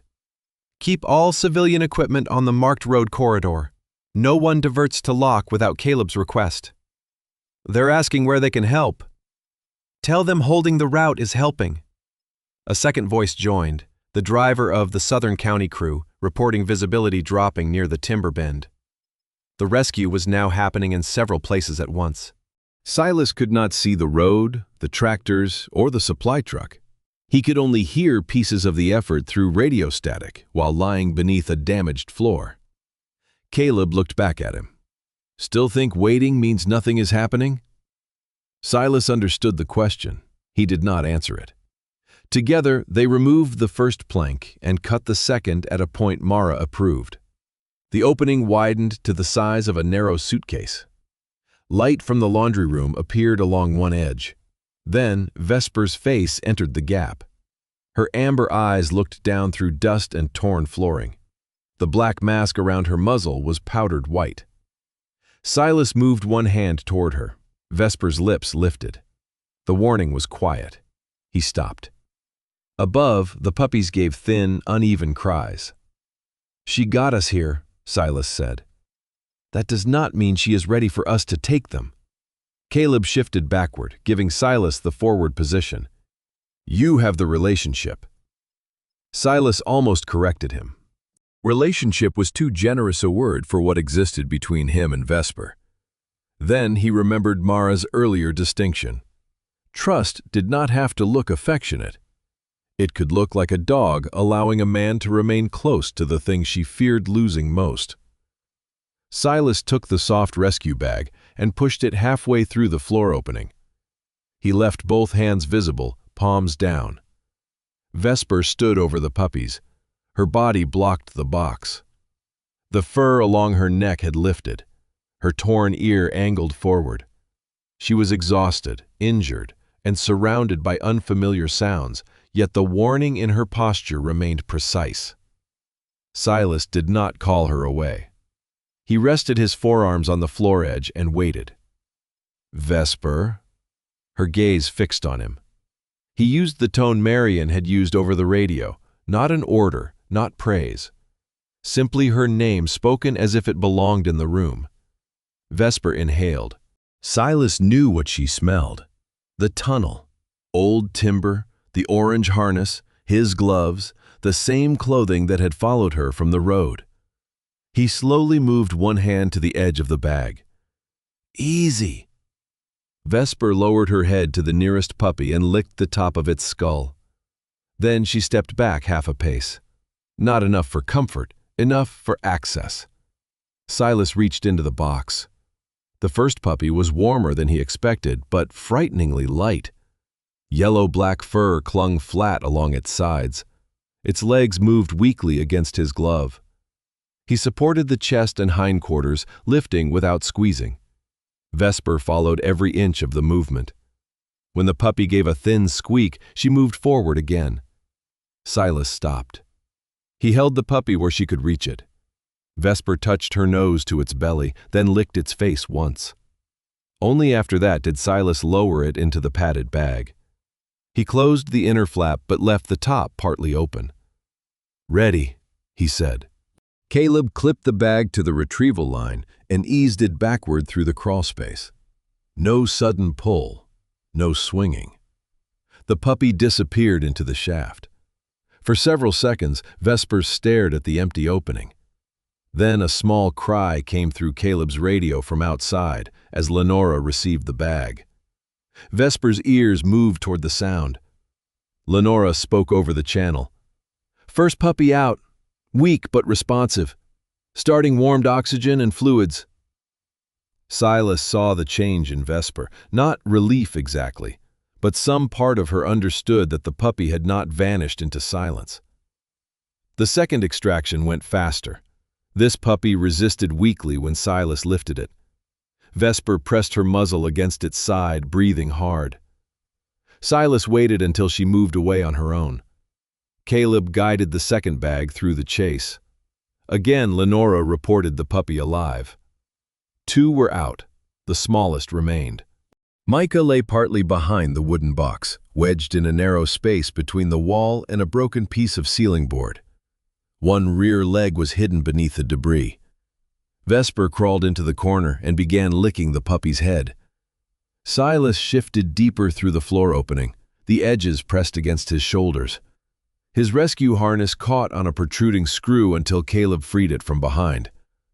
"Do not enlarge the opening yet," Mara warned over the radio. "Joist loading has changed since the second extraction." Silas extended one arm. His fingertips reached Micah's front leg, but not the body. "Another 6 inches," he said. Caleb looked along the joist. "There is no 6 inches without cutting closer to the support." "Then I go farther."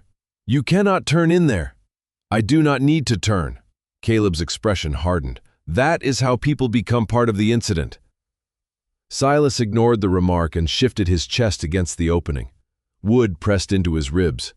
He could see Micah clearly now. The puppy's mouth opened with each breath, but the chest barely rose. "Lenora," Silas said, "the third puppy is pinned by light debris, respiration shallow." "Can you remove the debris without moving the pup?" "Not from this angle." "How long since the last response?" Vesper licked Micah's face. The puppy's head moved perhaps half an inch. "Still responsive." Lenora's silence lasted only a moment. "Do not pull by the forelimbs, support the spine. If the debris is compressing the hindquarters, sudden removal could worsen injury." Silas stretched again. His fingers touched Micah's shoulder. Almost. A dry creak passed through the floor above. Mara spoke sharply. "Everyone freeze!" Silas stopped breathing. The creak continued, not loud but prolonged. Dust sifted down from the joist directly over his back. "Marker 4 moved," Mara said. 1/8 inch lateral. Caleb looked at the shore nearest the opening. The pressure indicator had shifted. "Brenner, back out." Silas kept his eyes on Micah. "I am touching the pup." "You are not supporting it."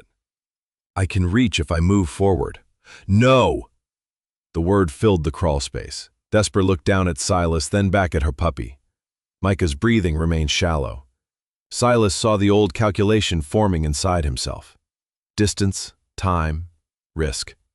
He had made similar calculations underwater when wading could kill someone and movement could kill everyone. The difference was that he was not the only person authorized to decide. "Caleb," he said, "we may lose the puppy while we reset." "We may."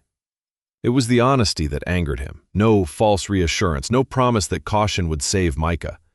Caleb was asking Silas to withdraw without guaranteeing the withdrawal would be rewarded. Silas pushed one shoulder farther into the opening. Caleb's hand closed around the rear strap of his harness. "Out. Give me 10 seconds. No. I can see the chest, and I can see the joist over your spine." Silas turned his head as far as the space allowed.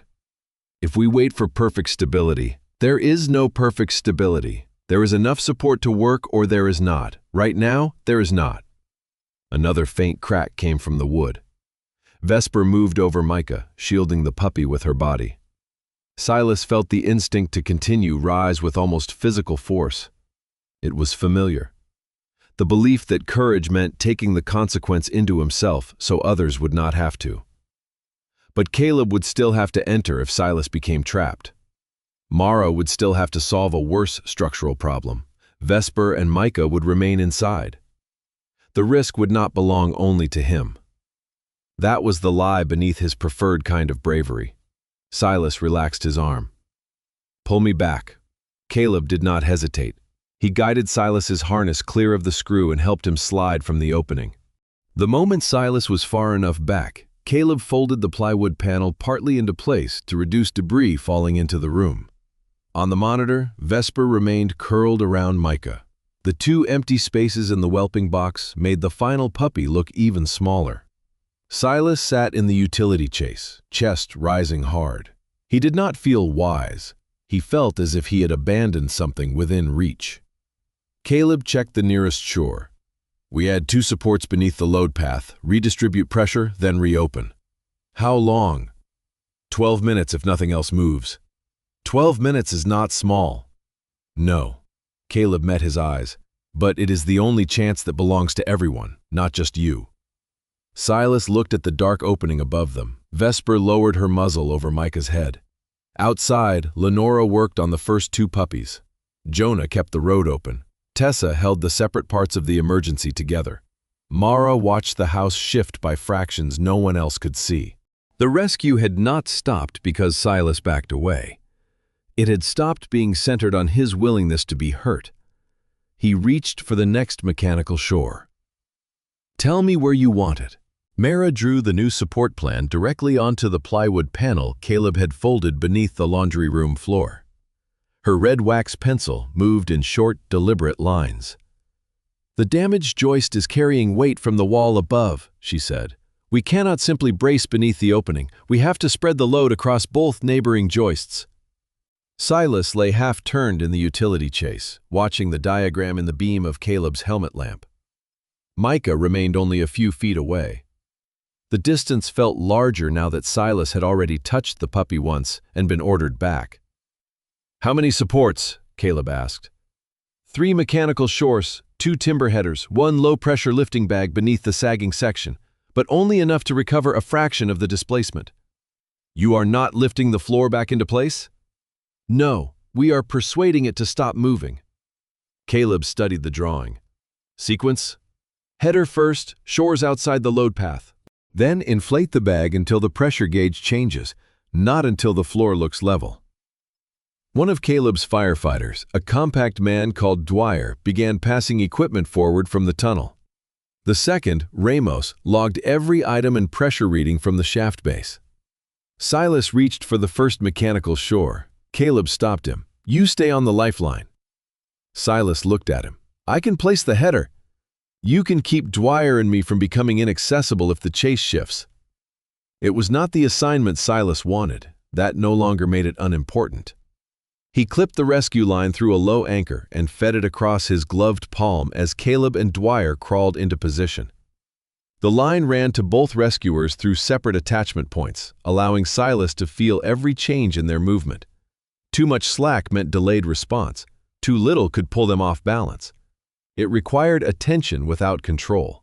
Mara remained outside the tunnel beside the laser level, monitoring 4 reference points on the house. Tessa kept the operation channel free except for essential traffic. Lenora waited in the warm zone with the 2 rescued puppies, oxygen equipment, heated fluids, and an empty insulated carrier prepared for Micah. Beyond the property, another operation continued. Jonah's voice arrived through the radio beneath the steady scrape of plow blades. "Marker 11 is filling from the west again. We have Harlan's tractor breaking the ridge and 2 pickups clearing behind him." Tessa answered, "Keep the west shoulder marked. Supply truck is 12 miles south." "Copy." A different voice reported generator fuel moving toward Northridge. Another confirmed the ambulance remained staged at the lock turnoff. No single person could see the entire rescue now. Silas held only 1 line inside 1 tunnel. That was enough. Caleb and Dwyer slid the first timber header across the joists. The space allowed no room to lift it properly, so they advanced it inch by inch, rotating one end, then the other. "Line tension?" Caleb asked. "Clear," Silas said. "House movement?" Mara called. "Unchanged." Dwyer positioned the first shore. 3 controlled clicks tightened it beneath the header. The damaged floor made a soft complaint overhead. Everyone stopped. Mara waited for the laser readings. "Still holding." They installed the second shore, then the third. The low-pressure bag went beneath a broad distribution board so its force would not concentrate against one weak point. An air line ran backward through the shaft to Ramos. Mara gave the inflation order in half-second bursts. "Pressure!" A brief hiss. "Hold!" The floor creaked. Silas looked toward the opening, where Vesper remained with Micah. Dust drifted down in a thin veil. The German shepherd stood over the puppy, 1 foreleg on either side of the tiny body. "Reading?" Caleb asked. 2 millimeters recovered, Mara said. No more. "That enough?" It has to be. Caleb examined the shores one last time and backed out until he was beside Silas. "We have a limited work window," he said. "How limited?" "Until Mara tells us otherwise." Silas knew better than to ask for a more comforting number. Caleb checked the rear attachment on Silas's harness, then the shoulder radio and the line running back through the shaft. "You go to the puppy. Dwyer stays at the opening. I remain between both of you." Silas nodded. "If anything changes, you leave the bag and exit. Micah comes first if she is already free. If she is free and secured, yes. And Vesper? We do not force her. We make a route and call her back. Silas looked toward the dark opening. Vesper had already accepted the removal of 2 puppies. She had not accepted leaving the last one. Caleb seemed to read the concern. Marion stays on the line. Tessa connected the rehabilitation center again. Marion's voice came quietly through the tunnel radio. Vesper! The dog's torn ear turned toward the loose camera near the laundry room wall. The camera had no speaker, but the radio near Silas carried Marion's voice to the floor opening. I'm here, Marion said. Vesper lowered her muzzle to Micah. She did not move away. Silas crawled forward. The additional shores reduced the available space. Metal posts and timber pads forced him to turn sideways, pulling himself through by his forearms. Caleb fed the lifeline behind him while Dwyer watched the support gauges. At the floor opening, Silas eased his shoulders through.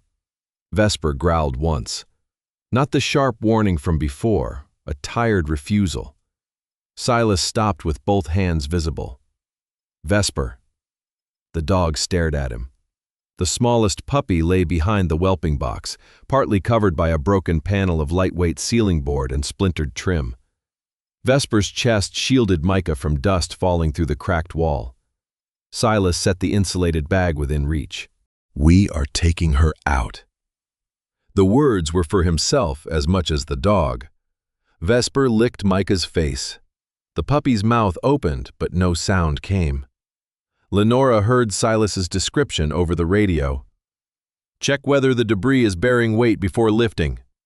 Silas tested the panel with 2 fingers. It moves. Light material. A strip of wood is pinning the rear blanket. Remove the wood first. Do not pull the puppy against it. Silas reached behind the box. His forearm barely cleared the wall. The strip of broken trim had hooked through the blanket and twisted beneath Micah's hindquarters. He could not see the far end. Caleb, I need another inch on the left. You do not have one. Silas changed the angle of his wrist. The trim shifted. Vesper pressed closer, blocking part of his view. Easy. Silas did not push her away. He slid his hand beneath Micah's chest instead and waited until the dog adjusted her own position. That movement exposed the blanket. He freed the hooked corner. The broken ceiling panel lifted without resistance. Micah remained limp except for a shallow flutter beneath the ribs. Debris clear, Silas said. Support the entire body, Lenora instructed. Keep the head neutral, place her directly into the warmed wrap. Silas slipped one hand beneath the chest and the other beneath the hips. Micah weighed almost nothing. That frightened him more than the structure. He lifted slowly. Vesper moved with the puppy, her nose pressed against Micah's side. When Silas brought the puppy toward the rescue bag, the dog stepped between him and the opening. Vesper. Her eyes fixed on the bag. The first 2 puppies had disappeared into identical darkness. A cry had returned through the radio after the first extraction, but Micah made no sound now. Marion spoke again. Let him take her. Vesper's ear twitched. Vesper, back! The command was familiar. The dog did not obey immediately. Silas held Micah still and waited. For several seconds, the room seemed balanced on that hesitation. Then Vesper moved one paw backward, only one. Silas lowered Micah into the insulated wrap. He folded it around the puppy's body without covering the nose and secured the inner straps. Bag ready. Dwyer reached through the floor opening. Vesper placed her muzzle over the bag. Silas did not pull. Marion's voice softened. Good girl. Back. Vesper withdrew. Dwyer guided the bag below the floor and clipped it to the retrieval line. Coming through, Caleb said. The bag moved into the utility chase. Silas watched until it disappeared behind the first support. Only then did he breathe fully. Ramos began drawing it toward the shaft. Slow, Lenora said over the channel. Keep the carrier level. The line advanced by inches. Silas turned back toward Vesper.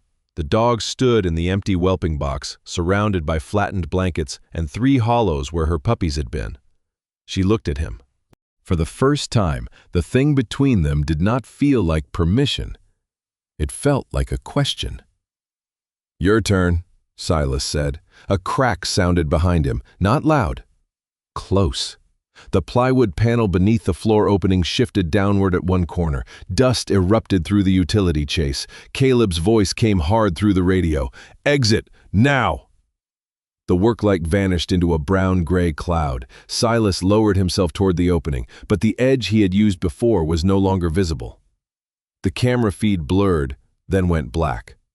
"Brenner, answer!" "I'm here." Silas found the floor opening by touch and pushed one arm through. The lifeline tightened behind his harness. He moved forward. Something caught at his shoulder. He pulled again. The fabric of his outer shell jerked tight. "Hold the line," he said. Caleb answered, "You are not moving." "Jacket caught. Can you reach it?" "No." Silas twisted, but the narrow opening allowed only a few degrees. Dust filled his mouth. He turned his face into his sleeve and tried to identify the snag by pressure. A nail or screw had caught beneath the rear shoulder seam. Caleb pulled lightly on the lifeline. The fabric tightened around Silas's neck. "Stop pulling!" The line went slack. Dwyer's voice came from below. "Bag is clear of the chase." Micah was out of the immediate danger. Silas felt relief before fear. That told him something about the order his mind had chosen. Behind him, Vesper barked, once, then again. The sound cut through the dust from close range. She approached the opening but did not crawl through. Her body appeared as a shadow in the haze. "Vesper, back," Silas said. The dog barked again. Caleb heard it. "She is directly behind you?" "Yes." "We lost your camera. Keep talking." Silas shifted his right shoulder forward. The jacket held.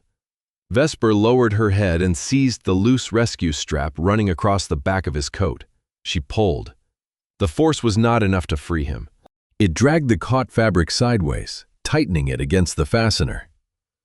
"Easy," Silas coughed. Vesper released and bit the strap again from a different angle. This time she pulled upward and to the left. The pressure changed. Silas rotated with it. The coat tore sharply behind his shoulder. He dropped several inches into the opening. Caleb and Dwyer caught his harness from below. "Move," Caleb ordered. Silas pushed through the gap as the torn fabric scraped free.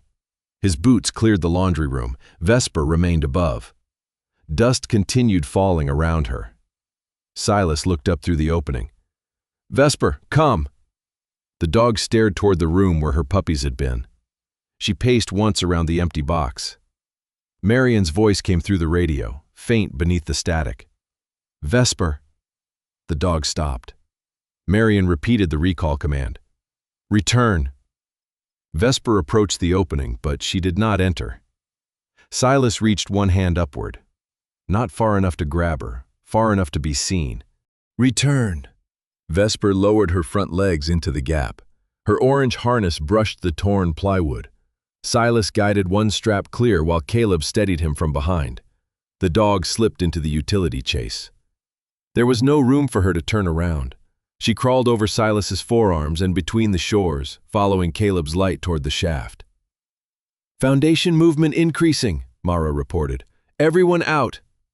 Caleb sent Vesper first. Dwyer followed. Silas remained behind Caleb only long enough to confirm the 3 shores still stood. The low-pressure bag had shifted slightly, but the headers remained seated. They did not try to correct it. The tunnel had given them enough. At the shaft base, Ramos had already moved Micah toward the entrance.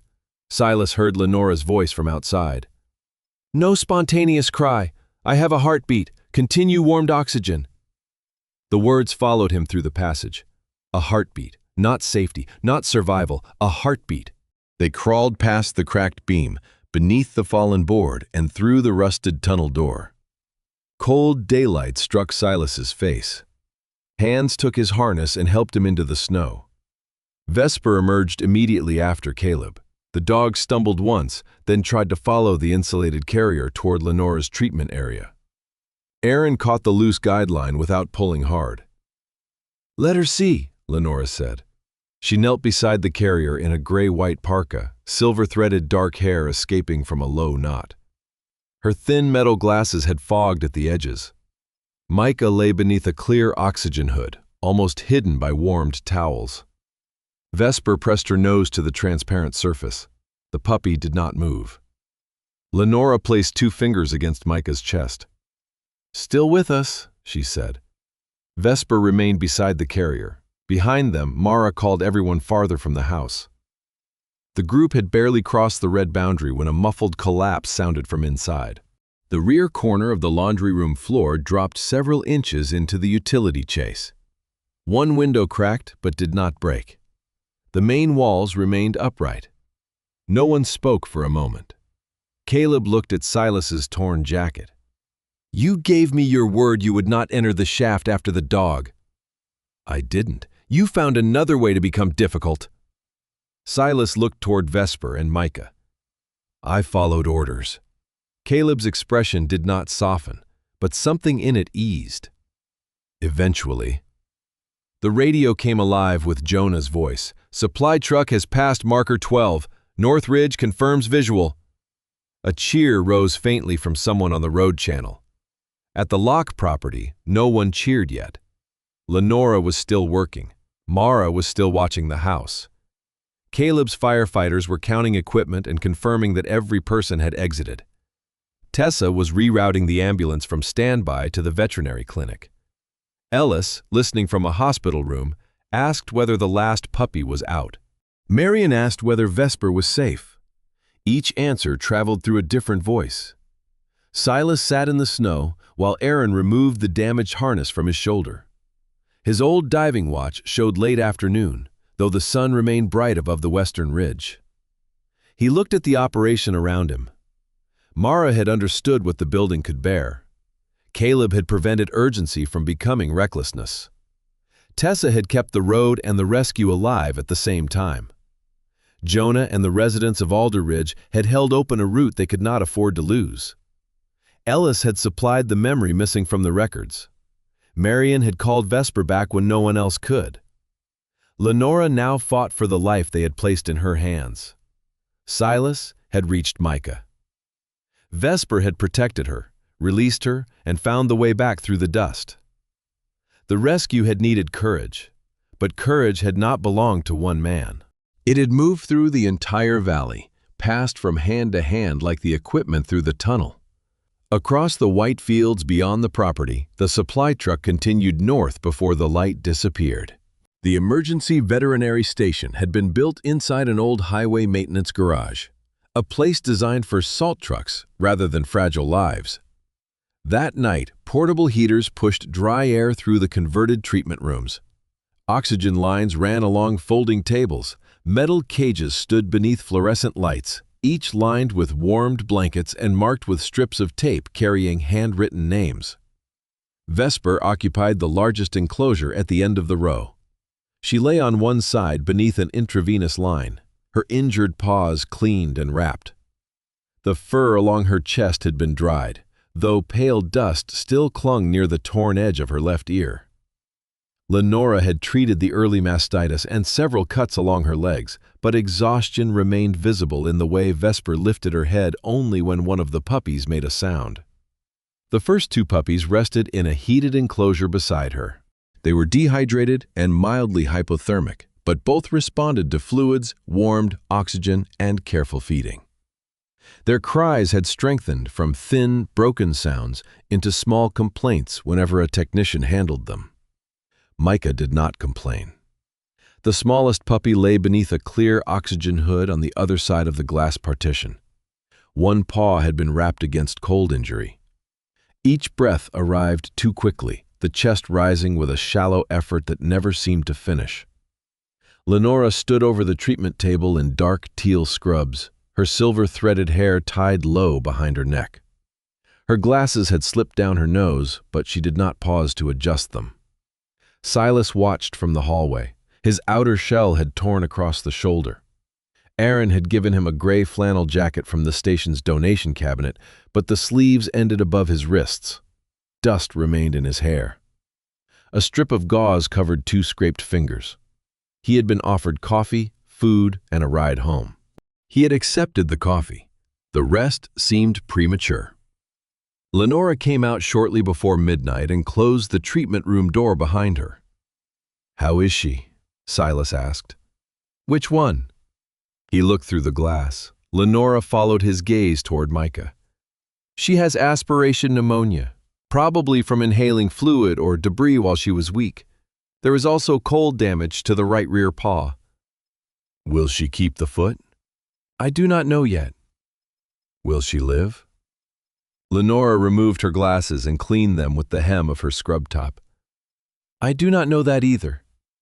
Silas had heard those words in different forms throughout his life, underwater, in field hospitals, on roads where twisted metal held people who were still speaking. He had never learned to like honesty when it offered no useful action. Lenora put her glasses back on. "She has a heartbeat.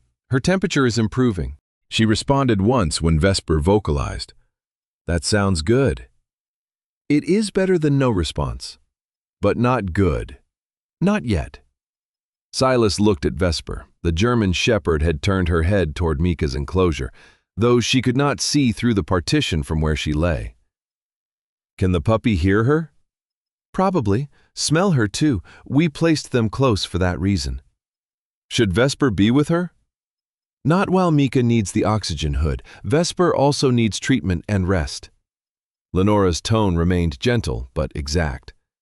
"No one in that room is finished being rescued just because they left the house." She returned to the treatment area. Silas sat on a molded plastic chair outside the glass. The clock above the door showed 12:17. His old diving watch showed the same time. He removed it.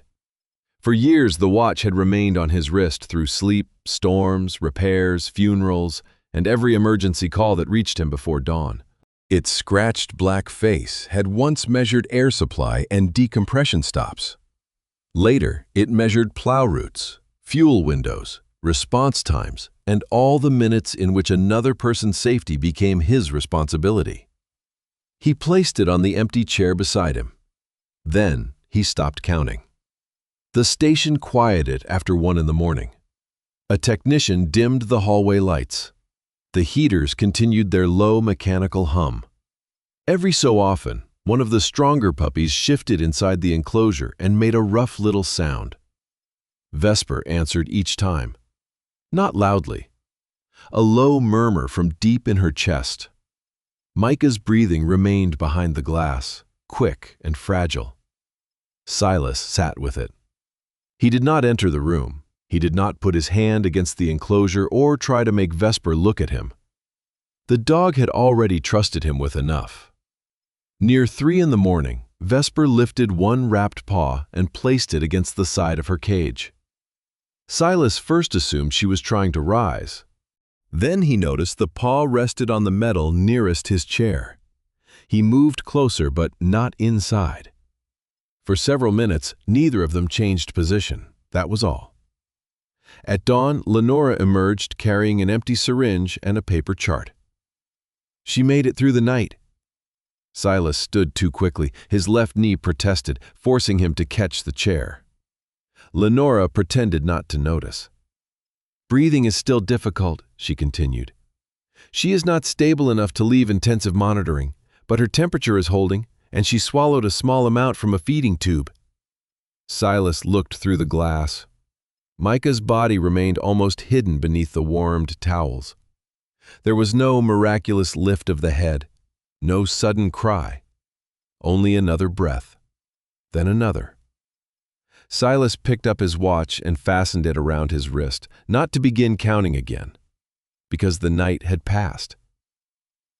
Ellis Boone arrived late that morning in a hospital transport van. He came through the station doors wearing an old blue-gray ranch coat over a brown sweater, one arm secured across his chest in a sling. His thin white hair had been combed carefully to one side. The effort made his bruised face look even more tired. A nurse walked beside him, but Ellis resisted her hand at his elbow. "I can manage a floor," he said. You said that about the parking lot. The parking lot was badly designed. The nurse guided him toward a chair before leaving to speak with Lenora. Ellis saw Silas and stopped. For a moment, the older man looked as if he wanted to turn around. Then Vesper made a sound inside the treatment room. Ellis crossed the hallway. He did not ask to see the puppies first. He stood before Vesper's enclosure, his uninjured hand gripping the wooden key tag hanging from his coat pocket. Vesper raised her head. Her tail moved once against the blanket. Ellis's face folded inward. "I'm sorry," he whispered. The dog watched him. "I was coming back." Vesper lowered her head again, but she kept her eyes on him. Ellis turned toward Silas. "This was my fault." "No, I was responsible for them. You were injured. I should have told more people. You expected to return. That did not help them." Silas understood the shape of the guilt because it resembled his own. Responsibility could expand backward until every ordinary choice became evidence. Before he could answer, a voice came from the doorway. "Then it was my fault too." Marion Locke stood with a pale wooden cane in one hand. She had been discharged from the rehabilitation center earlier than planned after arranging transport with a county medical driver. Her green winter coat hung loosely over a cream sweater. A brick-red scarf framed a long, tired face, and shoulder-length hair streaked brown and silver. She entered carefully, favoring the healing knee. Ellis stared at her. You should not be here. I was told the same thing about going home. You trusted me. I trusted one person without making a second plan. You had no reason not to. And you had no reason to expect your truck would leave the road. Ellis looked down. Marion stopped in front of him. This happened because a roof failed, a storm cut communications, your phone disappeared, and a county file correctly said no person lived in that house. She looked through the glass at Vesper and the puppies. Every fact was true. The picture was still wrong. No one spoke. There was no villain to blame, no careless stranger to expose. Only a chain made of reasonable assumptions, each one strong enough until several failed at once. Marion rested her hand briefly on Ellis's good shoulder. We changed the chain. It was not forgiveness delivered from above. It was shared responsibility placed where both of them could carry it. Lenora allowed Marion into Vesper's treatment area for 5 minutes. The dog smelled Marion before seeing her clearly. Vesper tried to stand. Her rear legs trembled, and Lenora immediately moved to support her. But Marion lowered herself onto a nearby stool instead. Stay, Marion said. Vesper stopped struggling. Marion placed both hands through the open front of the enclosure. Vesper pressed her muzzle into them, then turned her head sharply toward the puppies. I see them, Marion whispered. They're here. Vesper looked again. Only after Marion acknowledged the enclosures did the dog rest her weight against the woman's knees. Silas watched from outside. The reunion did not belong to him. That realization carried no disappointment. Several weeks earlier, he might have interpreted the feeling as emptiness. Now it felt like proportion. Micah remained at the station for 9 days. The first 3 brought little visible progress. Antibiotics reduced the infection slowly. The damaged paw remained discolored, and Lenora warned that one toe might not recover. Micah accepted food only in small amounts and tired after minor movement. Vesper visited the treatment enclosure under supervision. She cleaned Micah's face and lay beside the clear barrier until the puppy slept. By the 5th day, Micah lifted her head when Marion entered. On the 7th, she stood for 3 unsteady seconds. On the 9th, Lenora removed the oxygen support. The puppy did not become suddenly strong. She simply no longer required help for every breath. Silas visited twice during that period, not daily. He returned to work because roads still needed clearing and people still expected him to finish the transfer he had begun. The county assumed control of the maintenance operation at the end of the month. Silas signed the final documents in Tessa Ward's office. She sat behind a desk crowded with incident boards, radio logs, and a red clipboard that seemed permanently attached to her left hand. "You can still change your mind about the house," she said. "The realtor already knows I am delaying." "How long?" 6 months. Tessa put down her pen. "That is not the same as staying." "No." "Not the same as leaving either." "No." She studied him over the top of her black reading glasses. "Good." Tessa proposed the winter response program the following week. Not an informal volunteer group, and not another responsibility placed entirely on Silas. The county would coordinate with the fire department, veterinary station, road crews, and isolated property owners. Caleb would establish rescue protocols and command requirements. Mara would map buildings, old mine works, unstable foundations, and access risks. Lenora would build a confidential register of farms with animals, backup heat systems, and emergency contacts. Jonah would train volunteer drivers and equipment owners to work within marked road corridors. Ellis, once his wrist healed, would contact residents who lived beyond maintained routes and verify secondary caregivers. Silas was asked to design the dispatch procedures and training schedule. His first instinct was to rewrite every role until he understood it personally. He resisted. Instead, he asked each person what information they needed from the others. The program took months to build. There were arguments over insurance, radio frequencies, access permissions, and whether a dog should count as a household emergency when no human was present. There were forms that contradicted other forms and meetings where nothing useful happened for the first 40 minutes. Silas stayed. Not because the rescue had transformed him overnight, because the work required patience after the urgency was gone.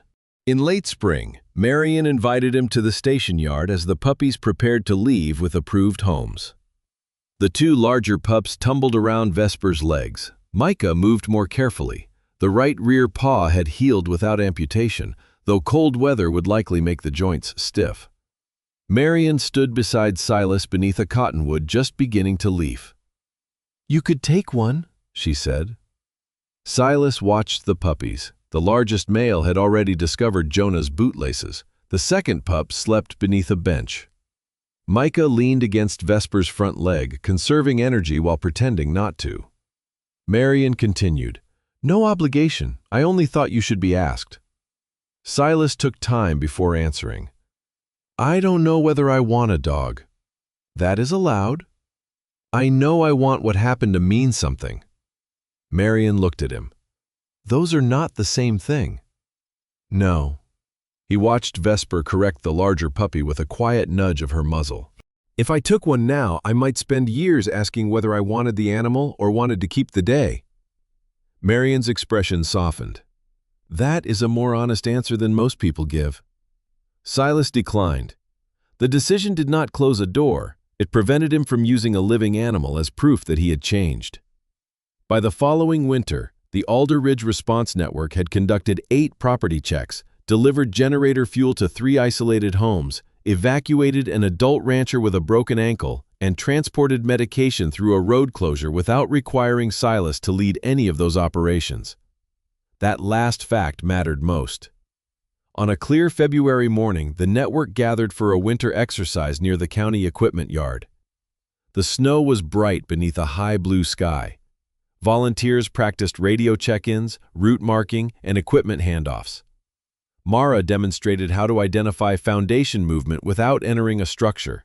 Caleb inspected harnesses, while Jonah taught 2 farmers how not to turn a snowplow into a battering ram.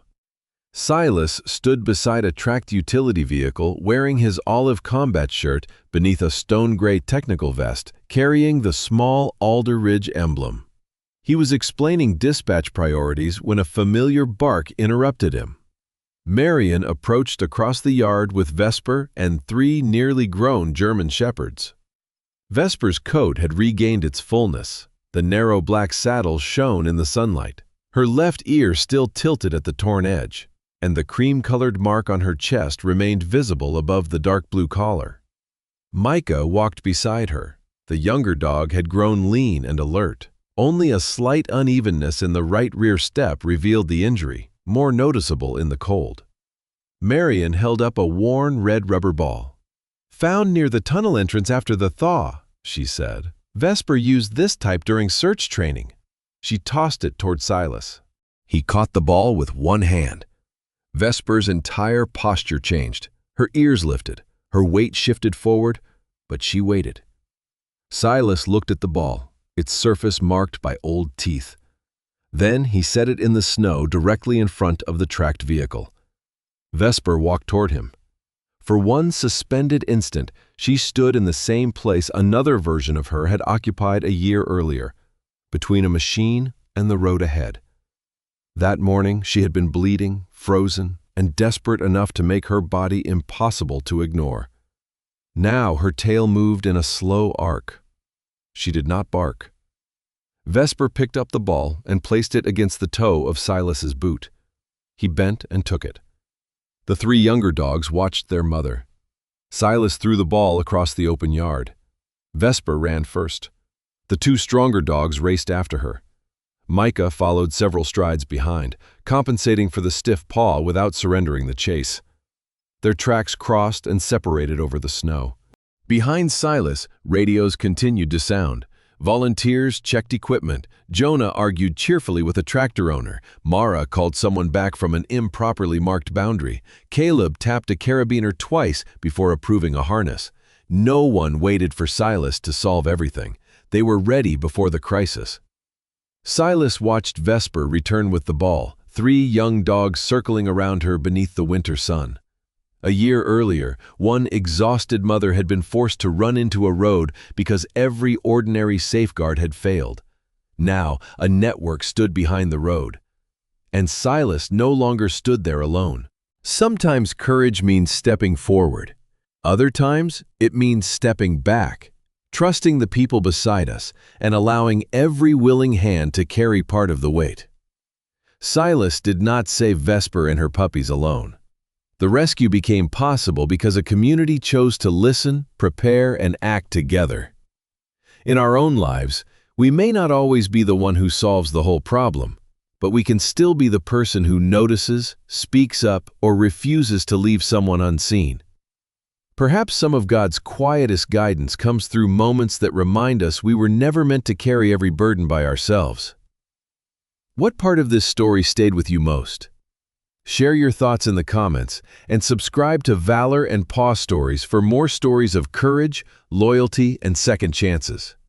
May you find the right people beside you when the road becomes difficult, and may you have the grace to stand beside someone else when they need you.